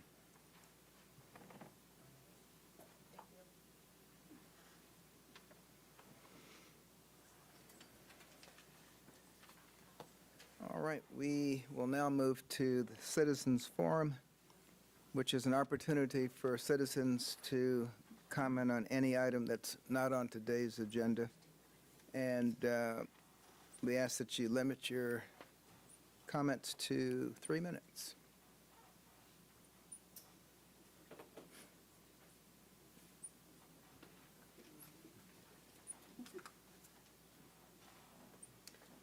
Hi, Sherry Harp, Salina. I just want to ask you to think about something. And I would like to know if you think life is fair. I'm sorry, if what? Do you think life is fair? I hope that's a theoretical I would like to have question. everybody think about it. Yeah, everybody think about it. But do you think life is fair? Mr. Peck, do you think? You'd like an answer? Just Probably not, no. No. Mr. Hobby? Definitely not. Nope. Mr. Davis, no? Mr. Ryan? I don't think these are the kind of appropriate questions to ask us at a citizens forum. Oh, But fair, I mean, I'm just asking everybody. nobody ever thinks life's as fair as it should Thank be you. to them. Because when your children says that's not fair, we say, well, life's not fair, don't we? Okay. All right. Now that we got that established. Okay. So who's at fault that things are not fair? Think about that. You don't have to answer it unless you want. But anyway, who's at fault that we think things aren't fair? Do you think a certain race is fairer than another? In equity, equity tries to say everything's the same. Nothing's the same. Nothing can be the same. You have 3 children, you treat each one a little different because each human being is different. So equity tries to say they want to make everything same, and they want to make you mandate equity, which means we cannot do it.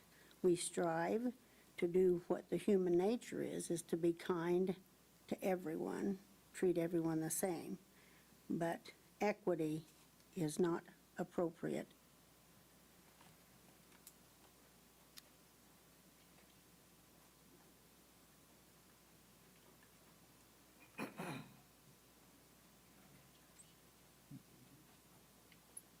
Carol Reed, Salina. I'm going to do a little follow-up on that. And I noticed that I got a copy of your 85 pages for today. You're busy today, really busy. So anyway, I wanted to kind of go through it. I had a couple of things called to my attention and our attention. And on some of the discussions, and I know that you may say that I shouldn't start here, but I may not be here later for the discussion, but Evergreen Solutions out of Tallahassee, Florida, is who was recommended to our city by the city planner or city manager, and they are a company that will evaluate the wages on your pay plan. Okay, so I'm not concerned with the wages or the cost of this company, which runs anywhere around $48,000 is what I understand. And maybe another citizen could comment on the cost, but my concern here is the request for an internal gender and race equity assessment, and that is on page 54, or 57, I'm sorry. Yeah, Ms. Reed, if it's specifically about that topic, you'd like to say Well, no, I'm that. going to go on. It's not that. It's that topic on equity that I'm concerned on. So that's Just why. as long as we don't necessarily bring up that issue ahead of time. I mean, that specific item. Well, I'll get through this real quick. My concern is the terms on the pay plan talk about equity, race, and gender. And we just got through pledging allegiance to our flag of the United States of America, and we talk about being indivisible. In other words, incapable of being divided. And that's what we pledge to our country, that we don't want to be divided. This internal gender and race equity assessment is a dividing strategy used and being pushed through our schools, our cities, our states, and our nation. And we need to refuse to allow this assessment. We've already found out that our schools are doing this here in Salina. They have an equity council. They will most likely use an implicit bias test, is similar to our Salina school system, which they use this in their equity council, to determine the subconscious bias in a group designated. Now, I don't know if you guys can figure out your subconscious, but sometimes I have a hard time figuring out my conscious, let alone my subconscious, but they are required to answer the tests. And if you go through some of these that are put out by Harvard, it's a Harvard test that they do. And if you want to expose our citizens and our people that work for you to that, I think it's a disgrace to our country. To take us back decades to infer that we have oppressors versus oppressed, I think that everyone, we don't have a skin problem. And maybe some would like to say that, but I think we have a sin problem. And I think that can only be resolved by repentance and giving people, red, yellow, black, and white, all people, the respect that God created us for loving one another as we pledge indivisibility to our country. Please do not allow this critical race thinking to our community. Pay the people a respectable wage. That's what you'll probably have to be determining. We surely have people in Salina that can figure that out instead of getting some people clear down from Florida who have no idea what we in Salina do. So as you consider the proclamation or whatever you got here on 7.4, I would like you to really think through that. Thank you.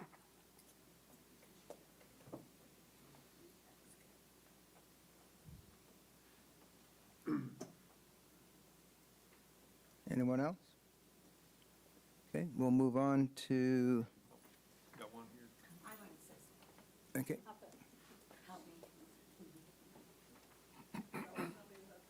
No, go ahead, go ahead, go ahead. I defer. Yes.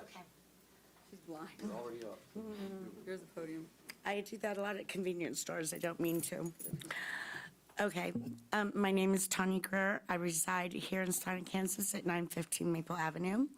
I would like to make one comment. The young man who talked about bullying, beautiful little speech. He did awesome. I would like to add something to that, though. I don't think pit bullying is fair either. And I think that should be demolished as well.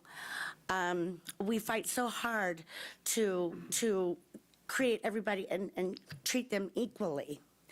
I want to say red, yellow, black, and white, green, whatever color you are, your life matters. Oops, sorry. Breed lives matter. Blind lives matter. Everybody's lives matter. And when people start trying to take what matters from someone, it destroys the person that they were before.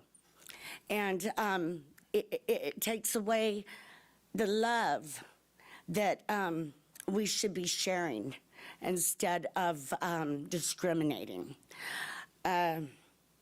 I don't really want to talk a whole lot today about anything. I just caught wind that there was an animal issue that we were going to discuss. As I was walking in, I heard it was about dog, S-H-I-T, you know. Well, I think the PIT or the BSL brand, the BSL ban is a bull S-H-I-T law. So anyway, that's really all I want to say today. All right, thank you for listening. Thank you.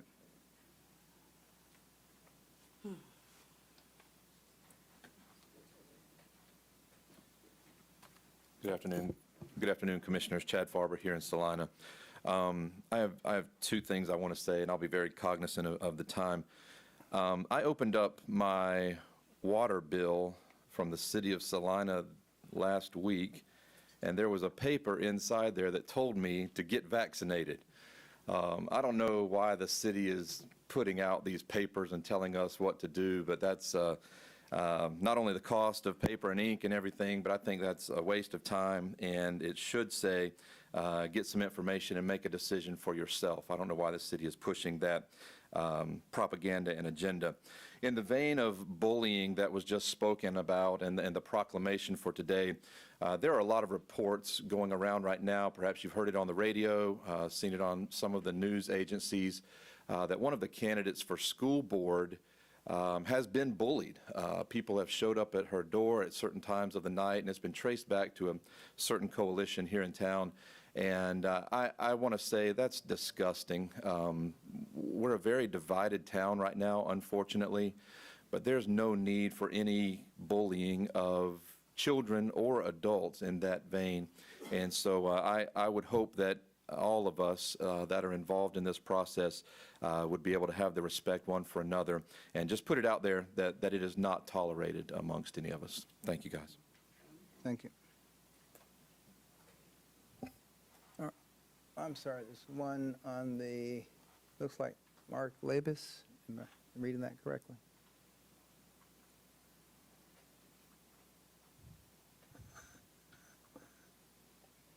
All right, you should be unmuted. Well, I still see a red mic. And I'm sorry, I mean, I can see Jacob out of the corner of my eye working on it. M-I-C, Mike, not M-I-K-E, sorry. Who?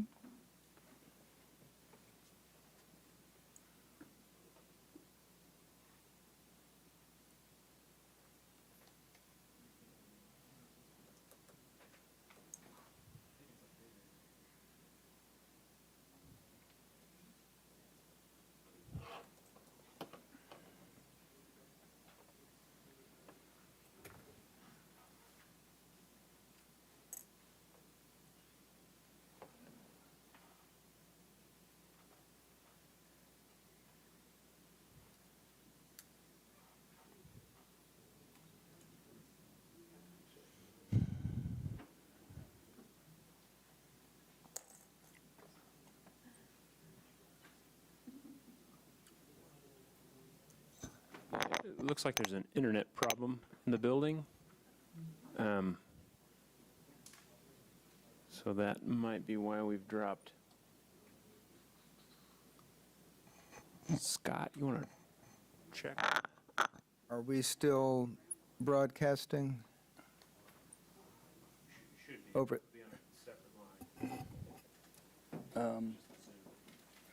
You want me, Is it- I can be a hotspot. Do you want to try to connect to this?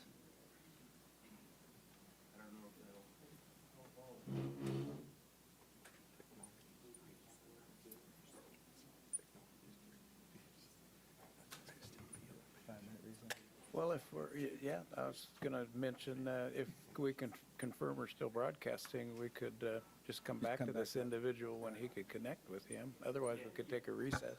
We're still live on YouTube. Everything is going, but the Zoom, it looks like there's still access to the Zoom meeting, but it's not coming all the way through. So you're still broadcasting. Everything's still going out on YouTube.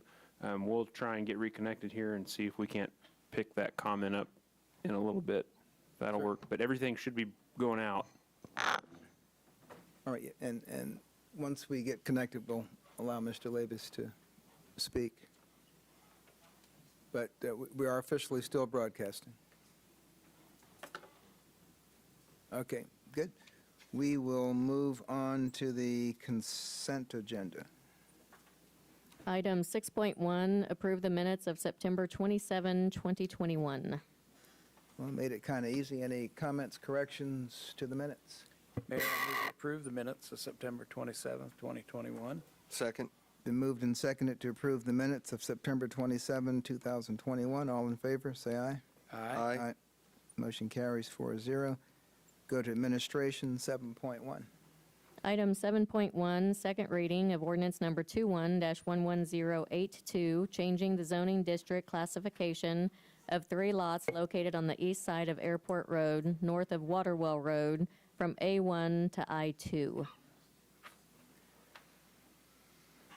right, this ordinance 21-11082 was passed on first reading September 27, 2021. We've had no comments. Any updates from staff? No updates other than we do have an expectation to take public comment, so I think we probably need to take a break till we can reestablish Zoom connection so that you have the ability to take public comment on this action item. Very good suggestion. We'll recess until 4:40. Okay, we'll report back at that point.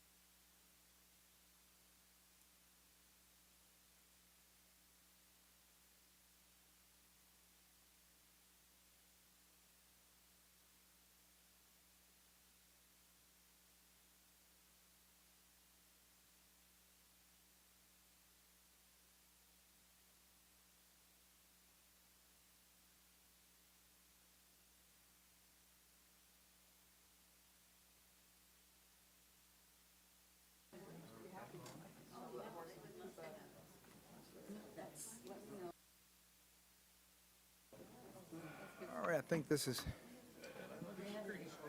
close enough to 4:40. We will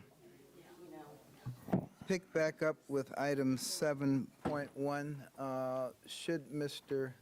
Labus connect back in, we will allow him to address the commission in between items in our agenda here. I was asking if there was any update from the staff on item 7.1. Nothing new to report. All right, any questions or concerns from commissioners? No.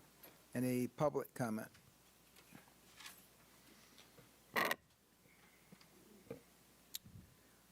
All right, in that case, entertain any action from a commissioner on this item? Vice Mayor Davis, I move we approve ordinance number 21-11082 on second reading. Second. All right, been moved and seconded to approve on second reading ordinance 21-11082. May I have a roll call, please? Commissioner Hoppick, Aye. Commissioner Peck, Aye. Commissioner Ryan, Aye. Vice Mayor Davis. Aye. This matter passes 4-0. We'll move on now to item 7.2. Item 7.2, approve resolution number 21-7988, appointing members to citizen boards, commissions, and committees.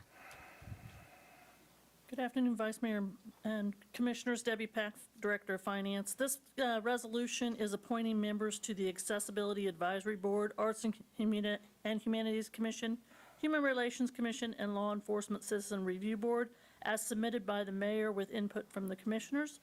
Your options are to approve the resolution as stated, amend the resolution, postpone consideration of the resolution, or do not approve the resolution, which would result in appointments not being made to these boards at this time.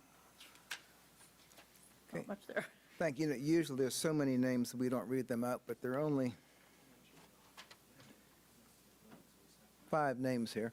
And because these folks have expressed interest and are willing to serve, I'd just like to read them. April Rickman would be appointed to the Accessibility Advisory Board, Connie Alley and Brenda Meyer to the Arts and Humanities Commission, Jessica Ulrich to the Human Relations Commission, and Leisha Strang to the Law Enforcement Citizen Review Board. And I apologize if I messed someone's name up. Any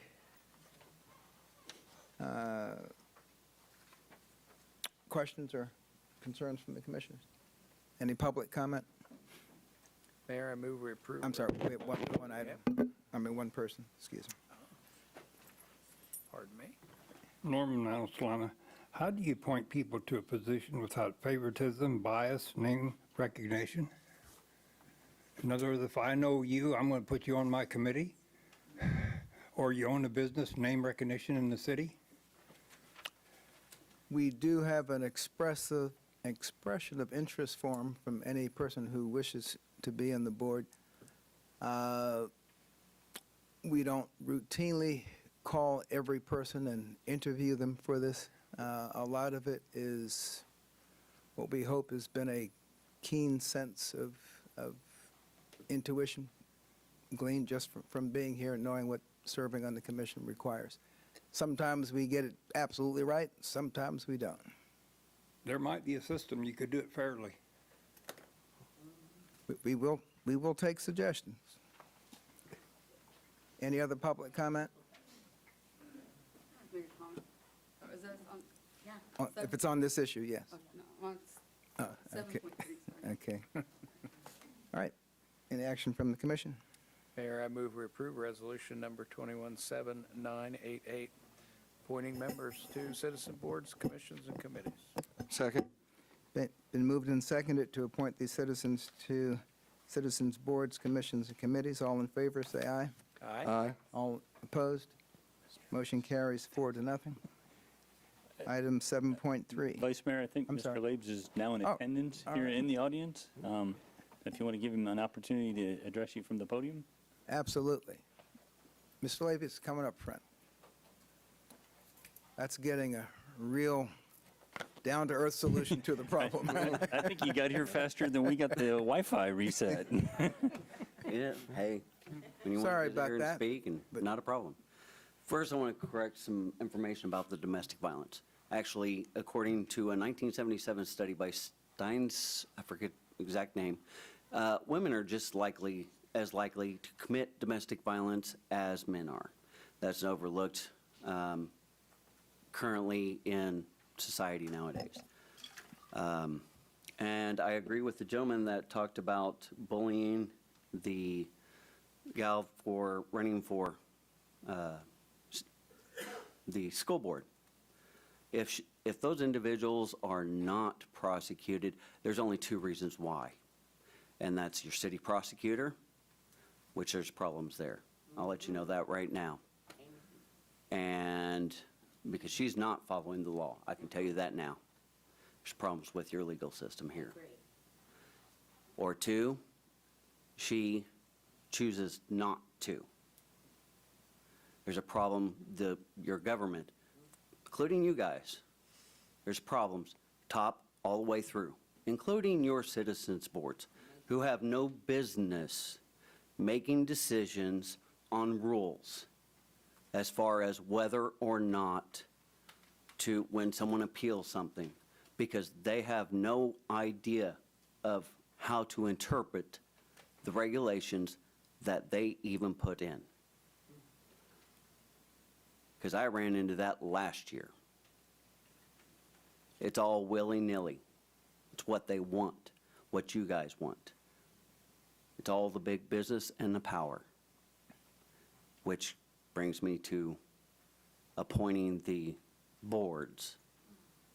Because if you're appointing the boards, you're just appointing your friends. And that's a problem, because they're in your pockets. It's all about power. You got a whole mix of law, what is supposed to be for citizens, and then the legal system all mixed together and shoving it down our throats. And it doesn't work. Because what was used for good intentions is now used as a weapon. And that is continuously being done. Continuously. So hopefully, the reason why you got into office, the reason why these people got into what they're doing, corrects that and remembers why they came into the office, why they got into it. And remember that. Why they chose to serve. Because I do. And I will continue to do what I need to do to ensure that the people do. That's all I have to say. Thank you for your comments. Vice And Mayor, could I take a moment just to make a comment? Because a couple, excuse me, can you hear me better? There's been a couple comments that I typically don't feel like this is necessarily the place to get into a back and forth, but I would like to comment that regarding citizen boards, there's a lot of times we don't even have enough volunteers to fill citizen boards, let alone go handpick our friends. I can assure you, none of my friends want to serve. I bet between all the city commissioners, I bet we know less than 5, maybe 10% of the board members that serve this community. It's very hard to get people to want to come and participate. And the allegations that we are sort of stuffing these boards to fit a particular agenda that we have in mind is just ludicrous. And I apologize if you've had a personal experience that's been bad with the city, but I can assure you it has nothing to do with us trying to keep a certain authority or power trip or stuffing boards with our friends to mandate certain issues. So just wanted to make a comment on that. Can I make a comment real quick on that same issue? not right now, thank you.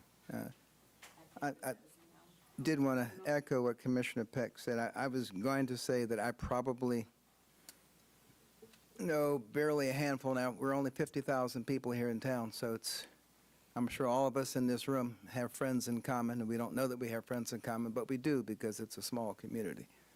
But the beauty of this system is that we do not have direct oversight of what these commissions do. In fact, sometimes we find ourselves at odds with what some of the commissions want to do.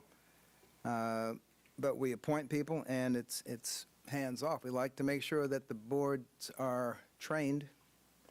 They get education over the particular area of expertise, and that they know how to run meetings, and that we give sufficient staff support so that the meetings are run orderly and information is available. But these are not commission subcommittees, so to speak. These are independently functioning boards. We will move on.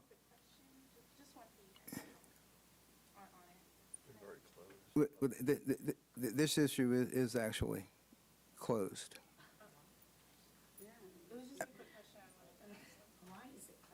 Well, it's closed so that we can have an orderly meeting. There's, Okay, there- I thought citizens have rights to speak too, so maybe we Well- need to start our own citizens board and get out to the citizens, because a lot of citizens don't want to listen to you.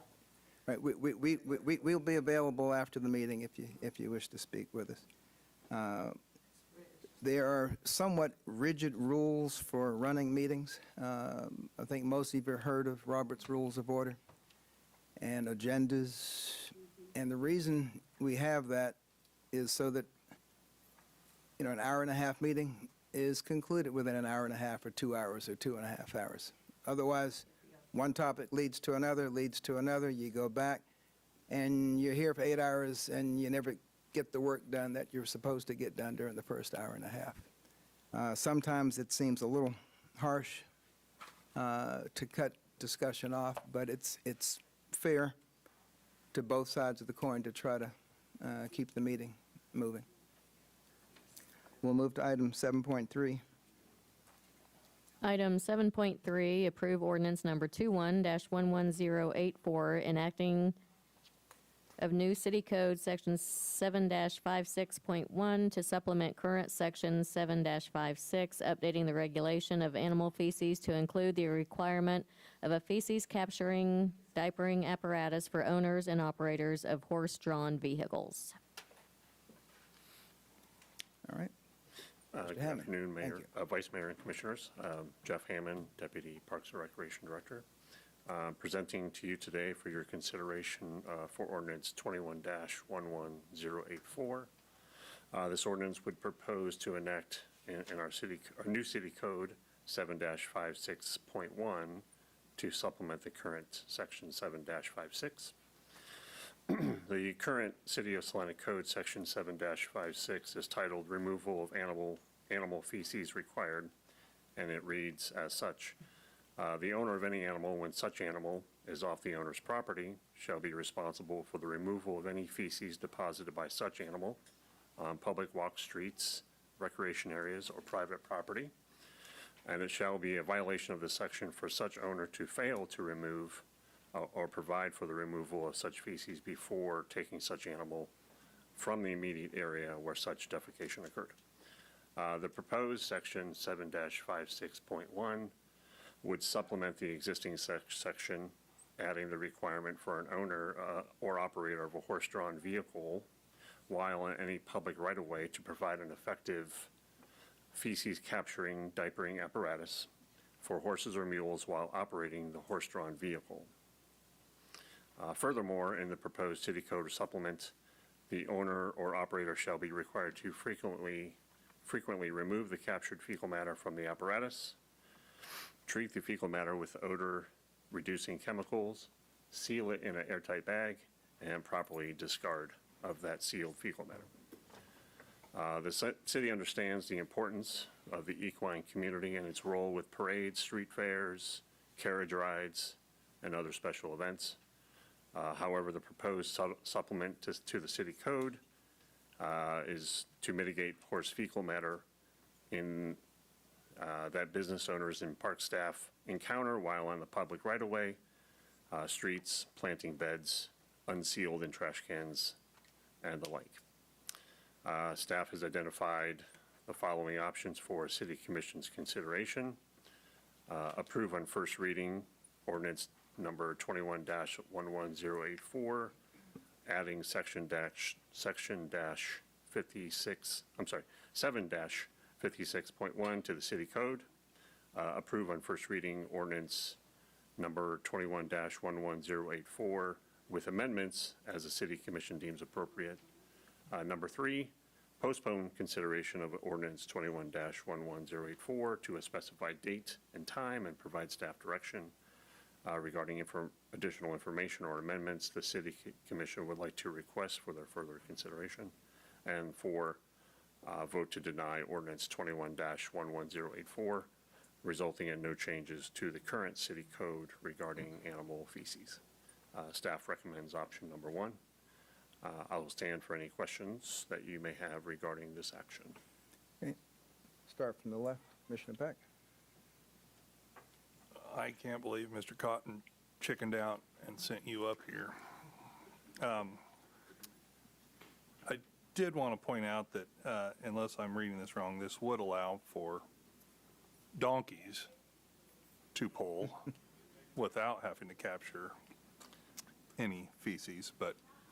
It does include donkeys or mules. I'm sorry?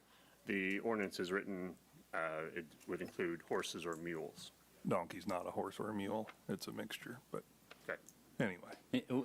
We can resolve that between first and second. Okay. That's a valid point. Yeah, just pointing that out as a donkey owner.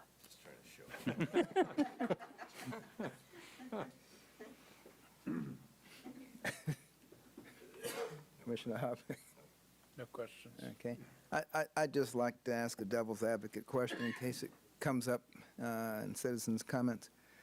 Is there a reason this applies only to those animals pulling carriages as opposed to those same animals if they were just walking down the street without pulling something? And hang on. So I'll acknowledge that Mr. Hammond drew the short straw on this topic, and I'll try to help him out a bit. This is in response to an ongoing frustration that we've had in the downtown, partly in recognition that there will be instances where an individual horse or animal ridden without a carriage behind it could violate this ordinance, and it leaves us in a position of having to catch them in the act and cite them on the spot. There's also a recognition that there's a different approach in terms of horse-drawn carriages being repeatedly in the downtown, trying to address it as kind of a special event offering. We haven't got the entire special event ordinance drafted for the downtown, given COVID and housing issues, but the intended approach was to try to accommodate the desire for a horse-drawn carriage activity in the downtown and impose some proactive measures rather than having to catch that operation in violation at the instant that it occurred. Trying to identify a solution, require the solution in order to allow horse-drawn carriages to be an ongoing activity in the downtown. Okay, but section 7.56, the original part still, It would still be in effect. so a horse not pulling a carriage, that owner is still responsible for cleaning up. They're still subject to citation, yes, for not cleaning up after it. Okay. And if you wanted to, since they threw you out there, if you wanted to make any more comments? Okay, I'm good. all right. Any citizens' comments on this? I would like to, my name's Autumn Clark, and I'd just like to, I'm sorry, could you give your name? I just sorry, couldn't- Autumn Clark. Okay, is my thank you. name. And I just think that the law requiring horses to wear diapers is pretty horses have dignity as well. I think it just would look unaesthetic to see a horse with a big old diaper, if anything, like I'd rather put diapers on birds that, dump on our cars and everything else, or if anybody has a dog, knows when the dog knows what he rolled in when the possum has entered your backyard. So if anything, possums need to wear diapers. But I would just like to say that I think that's, they sell horse manure in the store, so if anything, it's free horse manure on the sidewalk or the street or whatever, dude, I would be glad to scoop up in my garden, you know, so I think it's an organic substance, and I think if anything, just find the guy pulling the horse carriage, you know. I think I'd be more concerned about if the horse has got water or shade, or if he gets does he get a lunch break, you know, in between pulling these people in the 900-degree heat downtown. So I say vote no for diapers for the horses, or make everything's going to have to go to diapers in that, you know, in that regard. People, you know, but no, I think that's. And the horse actually, if you look at Jim Keyes, is a famous horse, and he's the one that actually started the whole ethical treatment for animals back in the early 1900s. So, and can you imagine going to the rodeo and seeing diapers on those horses, you know, because I've been behind the trailers where they've, you know, eliminated themselves, and that's just, you know, that's part of life, and it's, like I said, at least they're not carnivores, so it's good for your garden, so horse poop is good. That's all I say. And just for clarification, the diapers are not the only option, correct? Can you repeat your question, sorry? I said, diapers are not the only option for a capturing device? In my research, which was, I would not say broad, when you're looking up horse manure catching bags, there are several options. The term diapering apparatus was for the ordinance. However, when you're looking at these items, they do frequently sell them online. They're readily available. They, to me, appeared like almost like a box. So I would not think of them. They don't look like a traditional diaper. They're not No, put around. that's not what I saw. Right, they're not. Well, wouldn't that make it kind of smell for the Okay. people that are in Okay, the carriage? okay, no, we can't, no, you can speak, but you have to do it from the podium. Oh, okay. All right. Otherwise, people can't hear you. Okay, well, All right. it was very simple. It was just a comment. And how often would a horse have to go to the bathroom in its work little duration anyways? Maybe one time out of 6 hours, or so. I mean, to capture that one time, if he happens to defecate during that one time, so I don't think I think Well- it's unnecessary. Just anecdotal, it doesn't really matter how many times, but if you've ever been in a marching band, as I have, it only takes one time. I appreciate this guy. He reached out to me and told me this was coming up. I am the horse and carriage ordinance guy. I am the guy that Your drives the name. horse and carriage No, downtown. Could you give the clerk your name? I'm sorry. Kevin Brown, Okay. Rocking Bee Carriage is who I'm speaking for. Again, I pointed out to him that the ordinance didn't have a preference for parades. Was in a parade. I did have a diaper on. The dog catcher came around and he didn't catch every one of the apples. She made me go back and pick it up. It's not very safe. Even when you have another person stopping a horse and carriage in the middle of Santa Fe and getting a horse apple out of a brick with multiple cigarette butts and all kinds of stuff in, that it's this far off of being green air. I try to make all your make all the deals to make everybody happy. I don't know whether wearing a diaper and then having to go clean up doesn't come in the diaper is a sufficient or even a fair thing.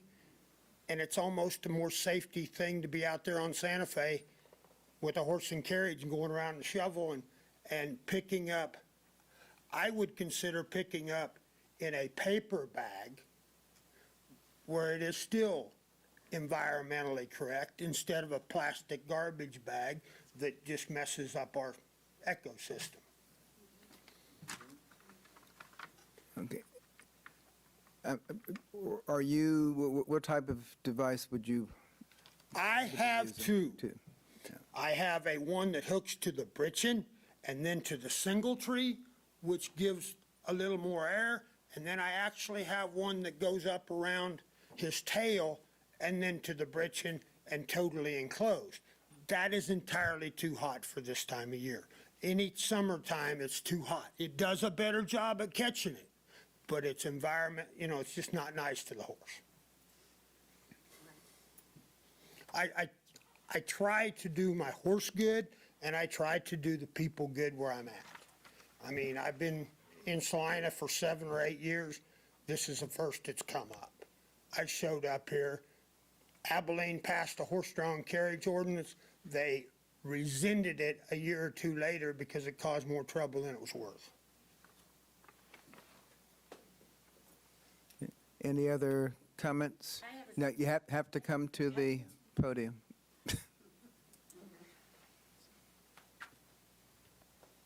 Okay.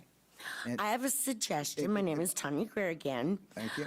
The gentleman that does the carriage and stuff, well, obviously, people aren't walking where the carriage goes on its normal routes. I'm sure that there's like original routes daily that this carriage goes.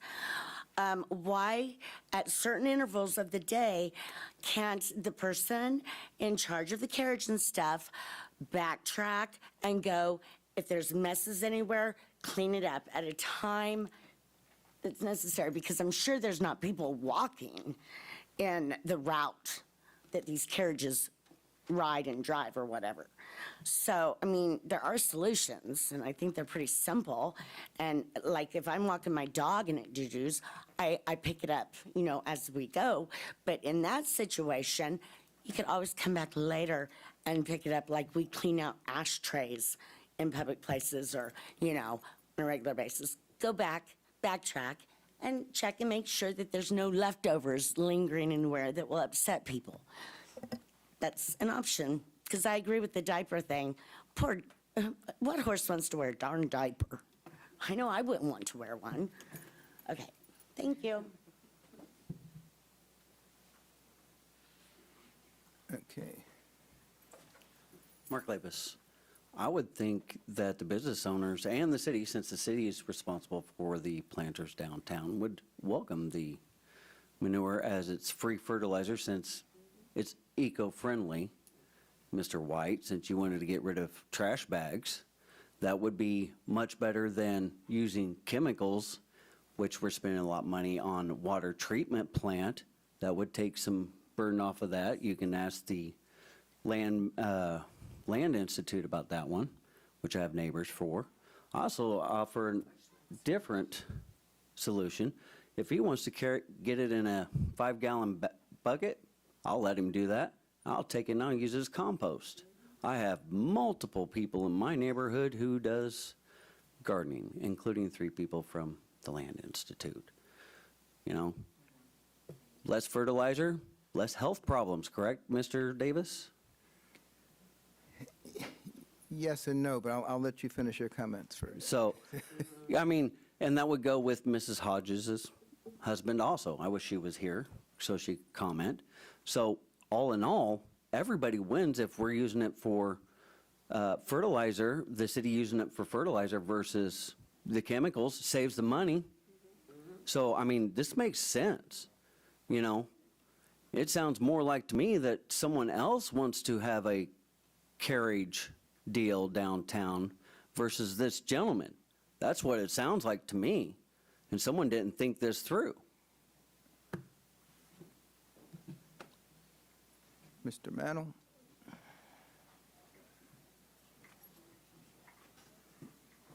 Norman Mantle, Salina. How do you regulate these animals from doing their normal body function? We're not trying to.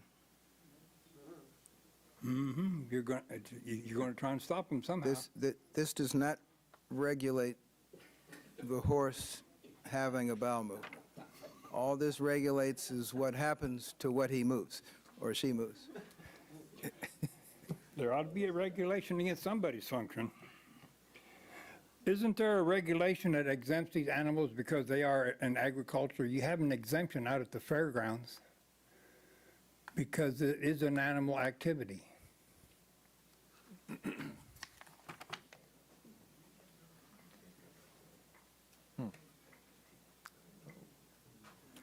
Let me ask. I did forget one. I'm sorry. Oh, sorry. Who hangs out at the trash cans? Anybody? I'm sorry, who does Do any of you hang out by the trash cans downtown? Any of them? hang out by the trash cans? Sure. I use them, I don't hang out by them. You ever smelled them? I try not to make that a point. Okay, right, you try not to. So we're worried about, people downtown are worried about a smell. Those trash cans smell a heck of a lot worse than horse manure. Really. Any trash can will that has human debris in it. Any single trash can. I know. I dumpster dive. I'll be honest. And there's stuff a lot worse than that, just from human stuff. So I don't know why we're worried about a little horse manure smell that's honestly nothing compared to humans. Just want to ask staff a question.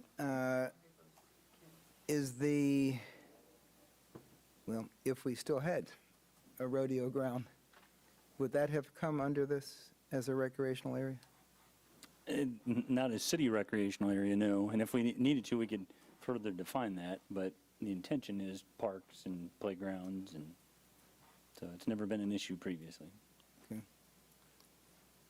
Yes, sir. Bill Longbine, Salina. I gave this some thought. I visited with Kevin about it last week at the parade, and I like to learn from what other people have done, and being in Charleston a few years ago, there are just multiple horse-drawn carriage rides. And I've been trying to think, well, how did they address this problem? And likewise, the city of Wichita has extensive mounted patrol. You know, how do they address it?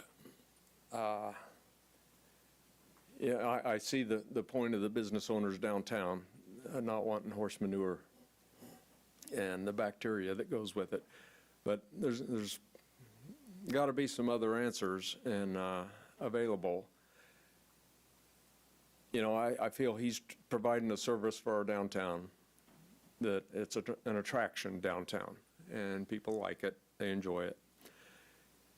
And as far as the ordinance goes, the way I understand, this just specifically is for downtown. If someone wanted to do a horse-drawn carriage through Oakdale Park, they wouldn't have to have the apparatus. Is that correct? That is wrong. No, that is not correct. It applies to horse-drawn vehicles on a public right-of-way. Public sidewalks, streets, recreation areas, or private property. Okay. That would include Oakdale Park. But if the posse comes in on their horses, they wouldn't have to have it. We've got two things going on. We currently have a prohibition already, so the scenario you described, they would be subject to citation. This indicates that a horse-drawn carriage needs to have an apparatus. Okay. And it's modeled off of what we found in other cities. My suggestion would be, look at what Charleston does, look at what Wichita PD does. Thank you. Yeah, and to the city attorney, there is a discrepancy between the blue sheet and the actual ordinance. The blue sheet does include the term, or the phrase, or private property, whereas the actual ordinance does not. So the actual ordinance does not, let me ask it as a question, does the ordinance include private property? The ordinance does not. If that was intended, then that would need to be modified. I'm sorry, where are you seeing the reference to private property? It's on the blue sheet. But Well, actually, that's 7.56, maybe that's the way it was written. correct. Previously. That's the current code as it relates to animals beyond horses. So if your dog defecates on your neighbor's property, that's a violation if you don't pick So it up. it's Or if your you're animal walking on your dog on the someone else's sidewalk private and it property. defecates on someone's private property, you have an obligation to pick it up.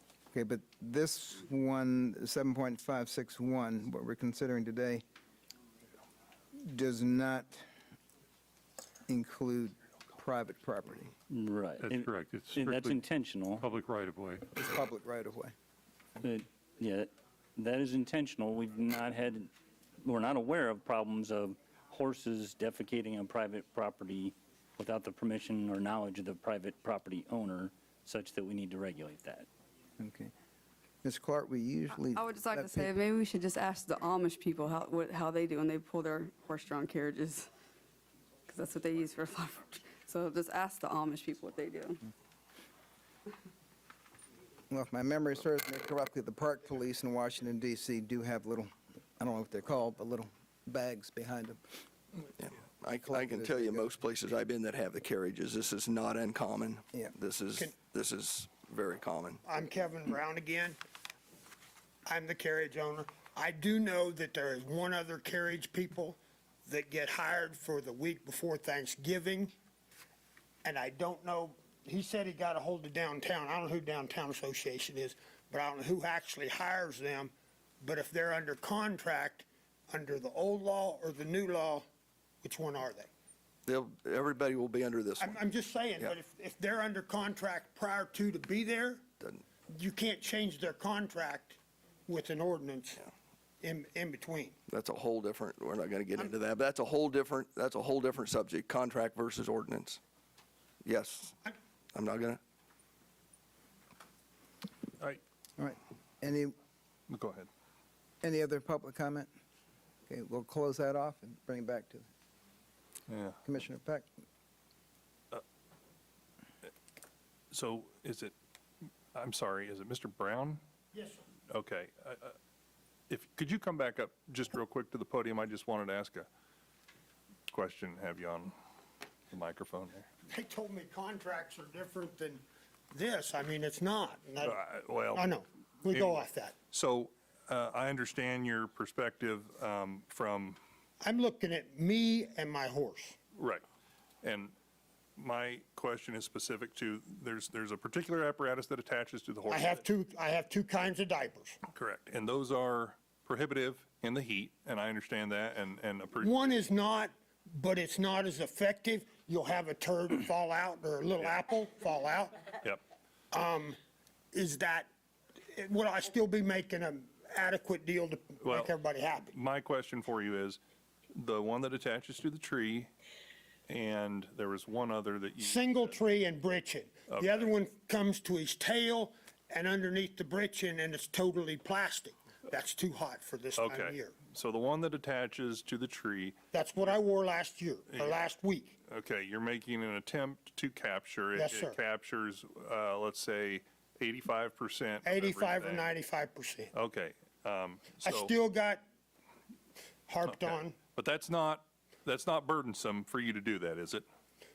to catch the 85 or 95%, as long as I don't have to stop and pick up the little Okay. things that don't, yeah. Okay, and I think we're probably making a bigger deal out of this than it needs to be. Sure. I guess what I would say, if I were in your shoes, the city's trying to make, I wore a diaper for the first 5 years of my carriage thing because I thought it was the difference between a professional carriage outfit than a farmer outfit. And then the city came and said, you don't have to have diapers, let it be on the ground. So I thought it was great. I said, it's a lot, the city of Salina said that? when I started this 7 or 8 years ago, when I moved from the mall, the police force and that kind of stuff, I had okays. I'm supposed to cone it and stuff like that. I did everything. Okay. All right, since everybody's interrupting everybody at this point, if the question were asked, is it required, the way the code is written today and the way the code would have been written 5, 6, 7, 8 years ago, the right answer would be that a horse manure catching device is not required by code. That doesn't mean we have an opinion that that's what we want it to be. That is a factual interpretation of the code that's on the books. Okay. So I guess what I would say is, from a business owner such as yourself standpoint, if you're doing your due diligence by putting a capturing mechanism on the tree, if you have a substantial spillover or a substantial mess that's left, I don't think the city's going to come down on you for an apple that comes out. But if you have what is in a decent assessment, your best guess as to what would be a substantial leftover mess, you'd go back at the end of your night and you pick it up and you put it in a bucket and you move on. I don't think you need to stop what you're doing and create a safety hazard to get that picked up immediately. I just Well, think you we're. can't, because you got people on, and, I mean, I went back, and it's kind of dangerous going back in the middle of Santa Fe and leaving your horse there. My horse ground ties very well, but two of you out there putting it back. Right, but if you keep doing what you're doing and then use good common sense as to what you may need to go back and clean up at the end of the night, there's nothing wrong here. This is all good. This is not particularly burdensome to you, to the horse, to business owners, and everyone's happy. So this is. Correct. This is probably just I'm fine. here because not all cities have common sense, and common sense is not common anymore. Right. Agreed. In fact, my concern is, the expectation is that it effectively captures manure. If we have a business owner come to us and say, I had a customer crossing the street and step in it, what are you going to do about it? Our ordinance isn't going to have an 85% rule. We're going to be stuck. Well, we'll deal, I guess we'll have to deal with that as it happens. I mean, this is definitely a step in the right direction, and we would not be having this conversation, Mr. Brown, if we would have taken care of the problem when it was happening. I have a downtown business. Multiple times, we've had issues with the street being littered, and no attempt was ever made to go back and pick it up. Honest to goodness, I never did. Yeah. I never did. I'll be honest with you. Yeah. The only time that I did, if it was absolutely in a crosswalk, I sometimes went back and pushed it out of the crosswalk. So, but that's, I guess that's the issue, is there was no attempt made, so this is. It was viably green. I mean, it was recyclable. In the country, that's great. Downtown on the street, that's not great. The, street sweepers move every day on Sunday night. And I usually show up Friday and Saturday.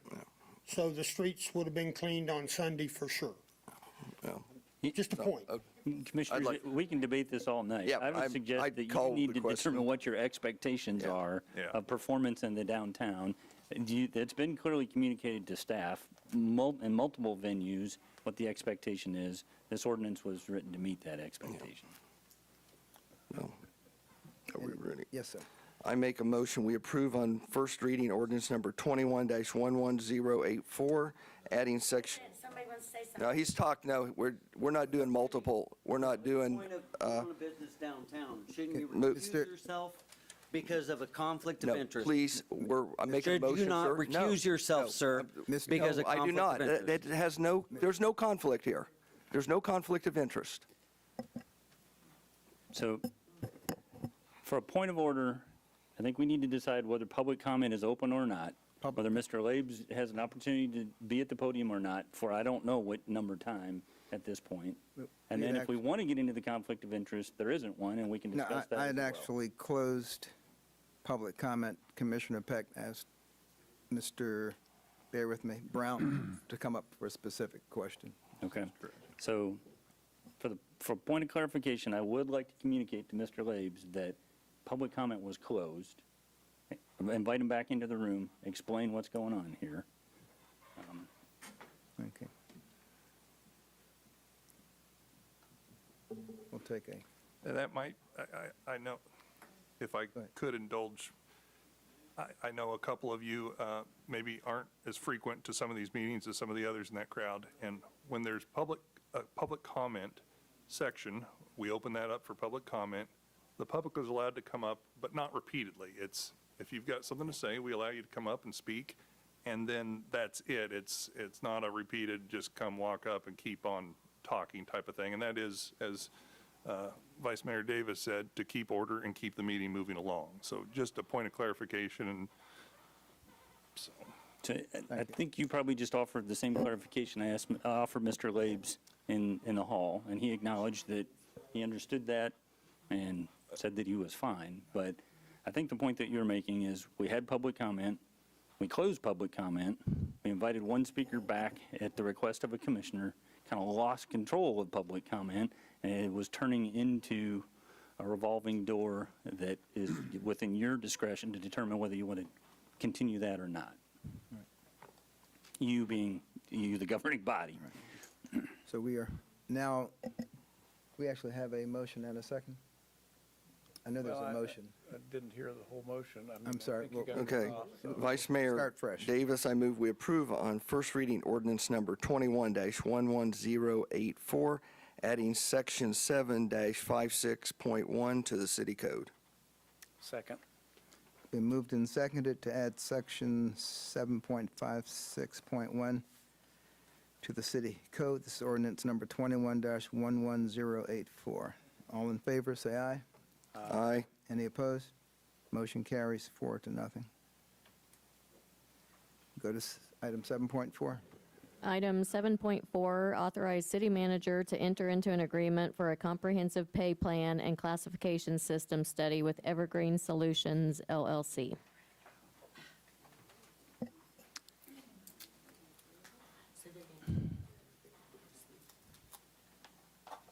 Sorry, Ms. Fisher's. She's on the remote. line, I believe. I believe.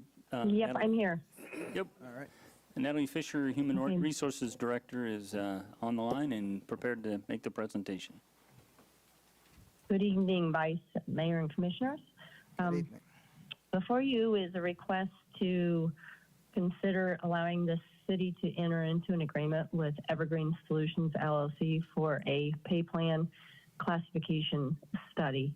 The last study that the city had completed would have been conducted in 2006 and implemented mid-year 2007.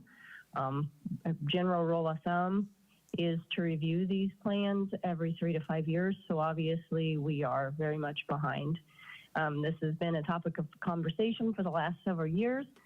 We attempted in 2020 to get this rolling, and the RFQs were sent to many firms, and then in, I believe it was June, we notified them that it was on hold due to all things with the pandemic and the budget cuts. We attempted again this year, submitted those RFQs to 7 different firms, and we received 2 different responses. We did conduct interviews on the firms that provided us the proposals. There were 2 different ones. And an internal committee went through, vetted, answered, or asked numerous questions, looked into the different approaches, and came back with the recommendation after some references were checked and a lot of additional questions were asked to enter into an agreement or make the recommendation to enter into an agreement with Evergreen Solutions. Briefly, some of the things that stood out about the approach with Evergreen Solutions, staff really did feel it was a comprehensive approach, and in addition provided some additional job assessment and management tools that would allow us, we think, to, in a very transparent and fair approach with our employees, to not only implement but also to maintain as changes are needed along the way in between these comprehensive reviews. The proposal that Evergreen provided was a very detailed approach, anticipate approximately 4 months to complete, and that does include a timeline to allow for an add-on that we are mentioning as an option to do the gender and race equity assessment within our organization as it relates to compensation. The different approaches that Evergreen did carve out, I mentioned the approach that includes that. They also did present a modified or a scaled back version, but at this time, the concerns with scaling back would be not looking at everything within the market and doing a true comprehensive plan. And as you know, we continue to have difficulty recruiting and retaining several of our different positions. So we do think there's something to having our positions and our pay grades refreshed and I guess reassessed with the given market. The budget for the pay plan classification study was budgeted at $60,000. The not to exceed amount, including the add-on that I'd mentioned, the internal gender and race equity assessment, would put the fee at $57,000. So to bring it back, what we are seeking is the approval to move forward with Evergreen Solutions. The first option would be for the comprehensive pay plan and classification study by itself in the amount of $48,000. The scaled back version that doesn't do as comprehensive market assessment, nor does it consider some of the other FLSA considerations. It's a scaled back version at $32,500, or to do the full comprehensive pay plan and classification system along with the internal race and gender equity assessment, again, just internally with our employees. And that amount would not be to exceed $57,000. Their quote does include 2 on-site visits to Salina and includes all of their travel, training that they would be providing staff and any incidental expenses that they might incur. And I would be happy to answer any questions that I could, if you have any for me. Ms. Fisher, just to make it easier for you, I'm not sure if you are able to see us, but we'll just come down the row. I'll have Commissioner Ryan go first. Any questions? No, I do not have any questions. Commissioner Hopper? I don't know if I have a question. I guess, what are we trying to accomplish through the internal gender and race equity assessment, Ms. Fisher? Generally, this is a study or assessment that we have never taken on as an organization. There are different approaches to how these are done. Generally speaking, I guess it would be to make sure that we don't have some inequities of individuals with like years of experience and like skills and roles being treated differently. I'd just follow up on the question. Do you really think that in an organization our size, that if those discrepancies exist, they wouldn't be apparent?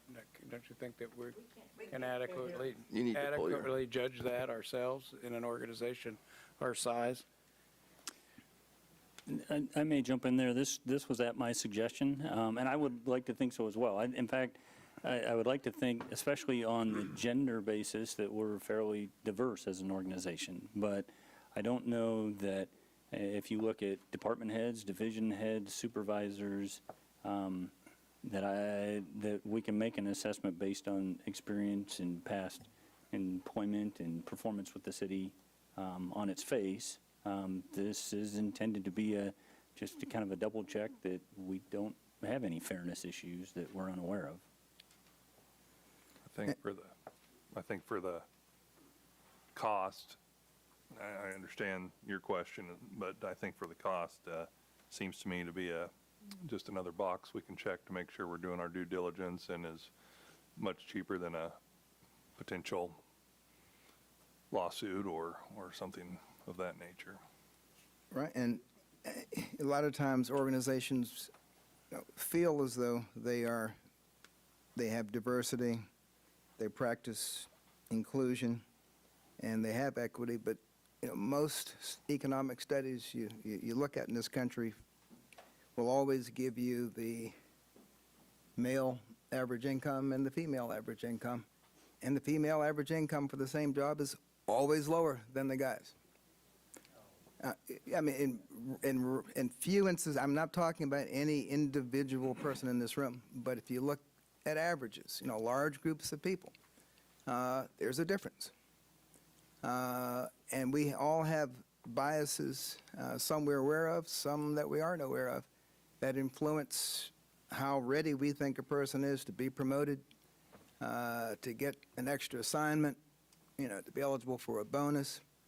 And it's not until you actually examine yourself, numbers, as the old saying, numbers don't lie.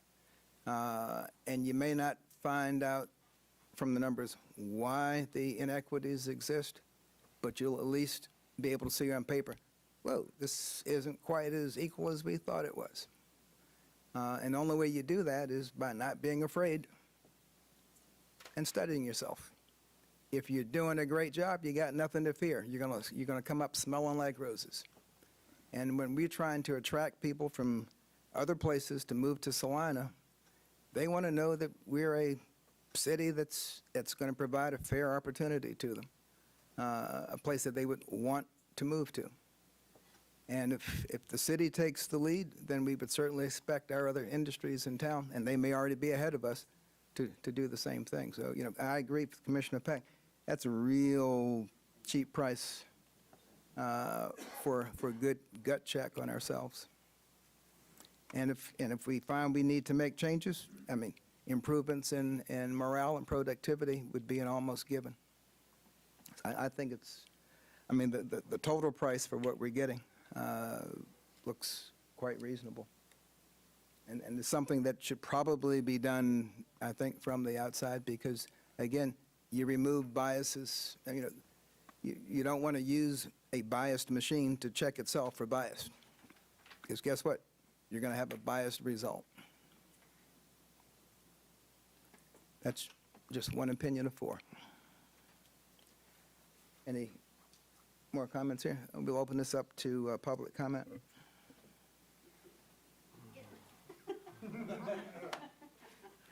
She was firstborn, but I'm always first up. Anyway, Sherry Harp again. We're talking about equity, okay? Women get not as much pay a lot of times because they can't do the job of a man. A football player makes a heck of a lot more money than a tennis player. Tennis courts that we're talking about. Anyway, so there's a lot of things in this whole thing.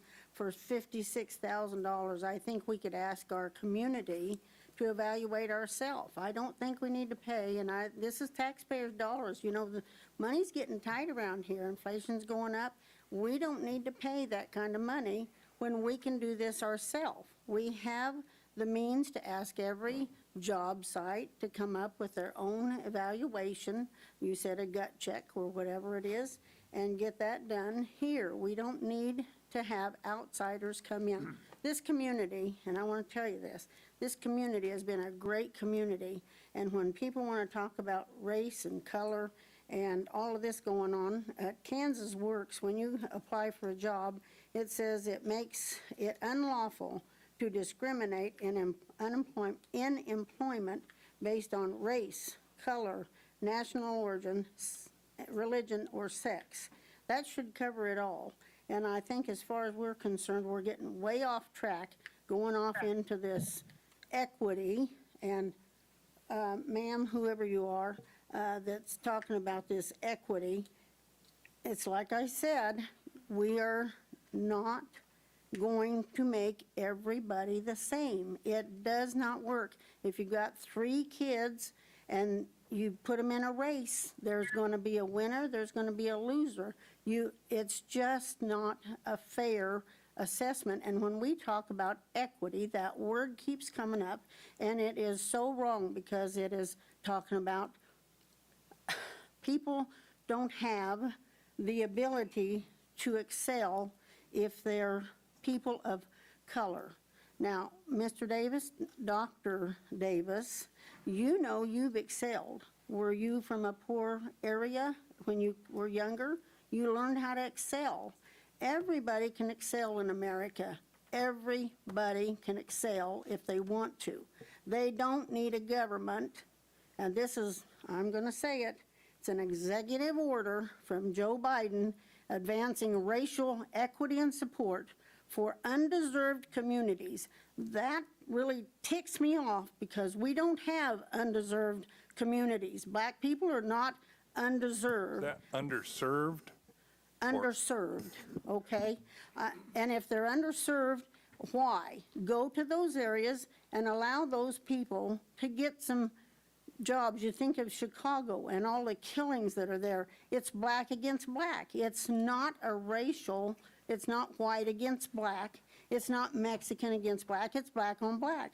And if the people that are black that have lots of money would get in that community and take care of that, it would be done. This is getting way out of hand. We are a united country, and we're allowing Joe Biden and his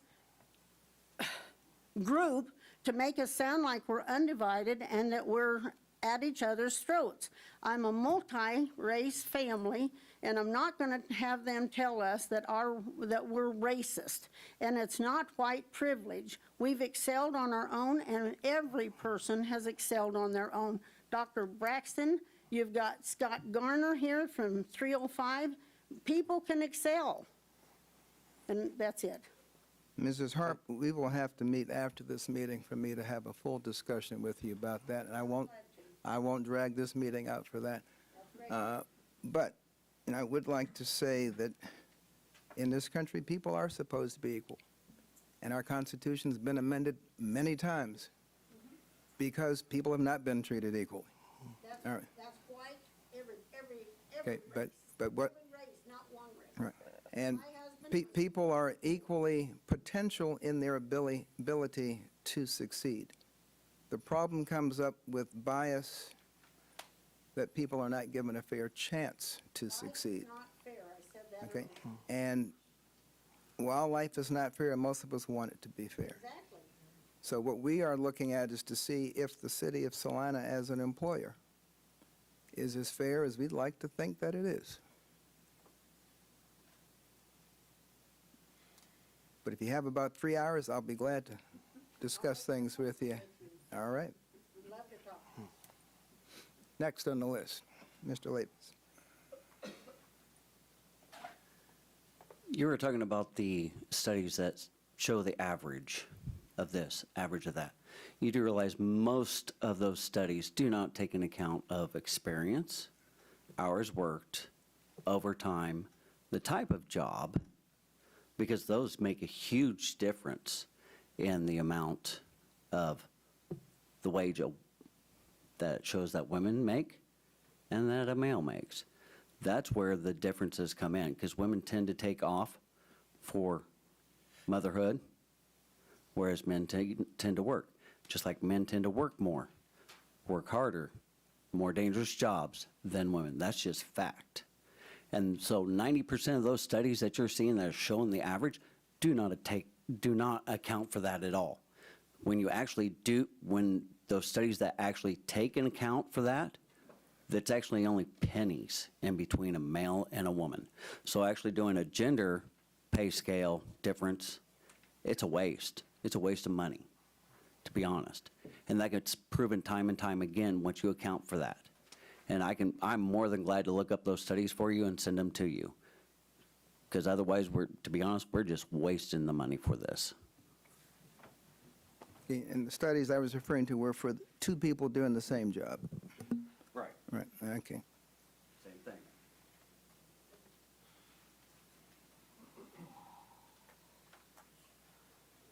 Well, repeat what I said earlier, which we in America have equal opportunities. Give your name to the clerk. Oh, Carol Reed, I'm sorry, here in Salina. And we do want everybody to have equal opportunities. So I think that we in America how many people are knocking down, coming over our borders trying to get here to have equal opportunities? Doesn't mean they'll all excel, doesn't mean they'll all do the same, but we have equal opportunity here in America, and this will squelch that. This is a social justice term. When you start talking about equity and diversity, I think you guys need to table this and sit down and take a little study on this stuff. I'm telling you, 305 School District has an equity council, and the things that they recommend for those people sitting on that council, which is 34 people, they are to watch Jane Elliott, she is an activist with white supremacy. She is a white person and tells that white people are born with prejudice and white privilege and white supremacy. That is a fault. I think all your white people here can tell you. We love black people. We have come a long ways from what we have been in the past, and yes, we should be ashamed of a lot of things that have happened, every race. We have black on black, we have Asians against blacks, we have Mexican and blacks, we have all these different types of conflicts with people that, all these groups that they want to fight against each other. This is not one against the other. We are to preach and to teach love to our children. And if you have a mixed race family, we have a lot of them here in Salina. How would you like that white little child to be criticized because she's got a black little brother and he says, you're mistreating me, you're racist? I had 2 little great-grandchildren tell me this last week when I was describing a person who I love very dearly and said they have black skin, and he says, Grandma, you're racist. I'm sorry, this is being taught in our schools. This needs to stop. And I would hope our city fathers here, right here and now, would stop that. I don't care how much it costs. It can cost $20,000 or $5,000 or $3,000. We can evaluate a person, and if we need more blacks somewhere because of the color of their skin, then make it one of your mandates, if you want to have a mandate, to hire so many blacks, so many Asians, so many whites, so many of any Mexicans. It's just crazy that we are allowing this to divide us, and I think we all need to stand up against this stuff. Thank you.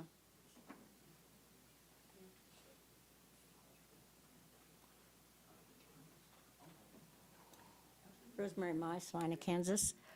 I think this gender equity is getting a little out of hand. I worked for a company that I was the only female with a male job, and I held my own, and the company awarded me as much money as what my male counter employees did.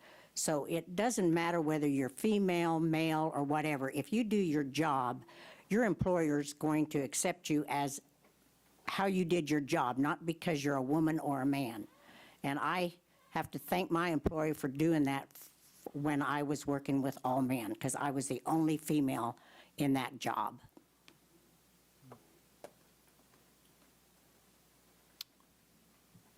This is probably as close as to 1962 as I've ever been. Go ahead.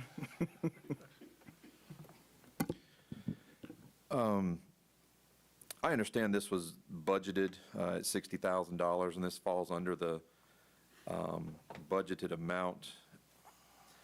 I guess it stood out to me when Mr. Schrag said that you encouraged or chose to include this that is being discussed now, the gender and race bias study.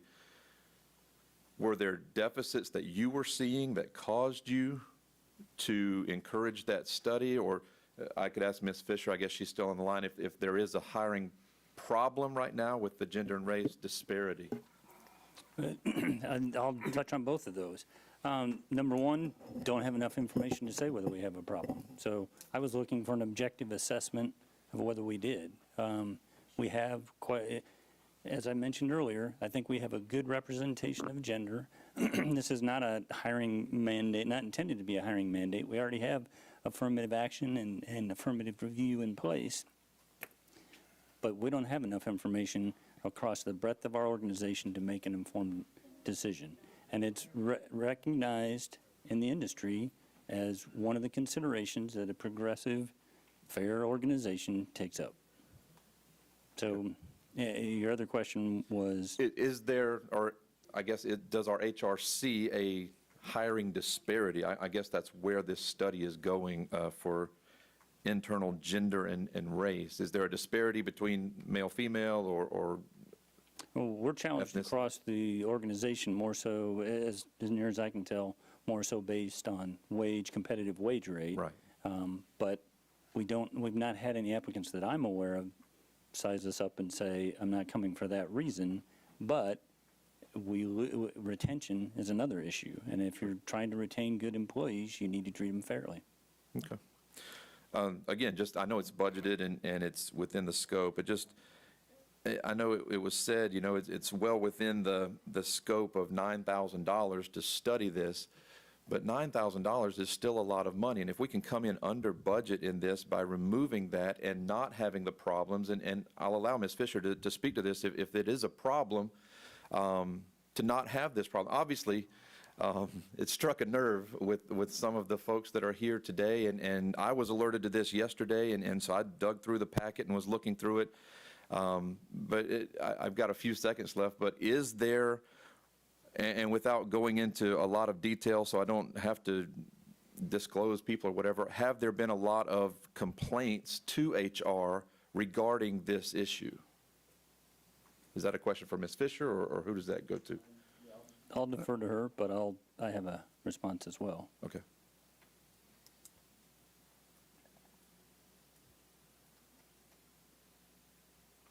She may have left N- after the Natalie- women don't work as hard as men comment.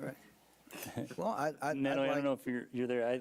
I guess my response would be a lack of complaints is not proof that there isn't a problem.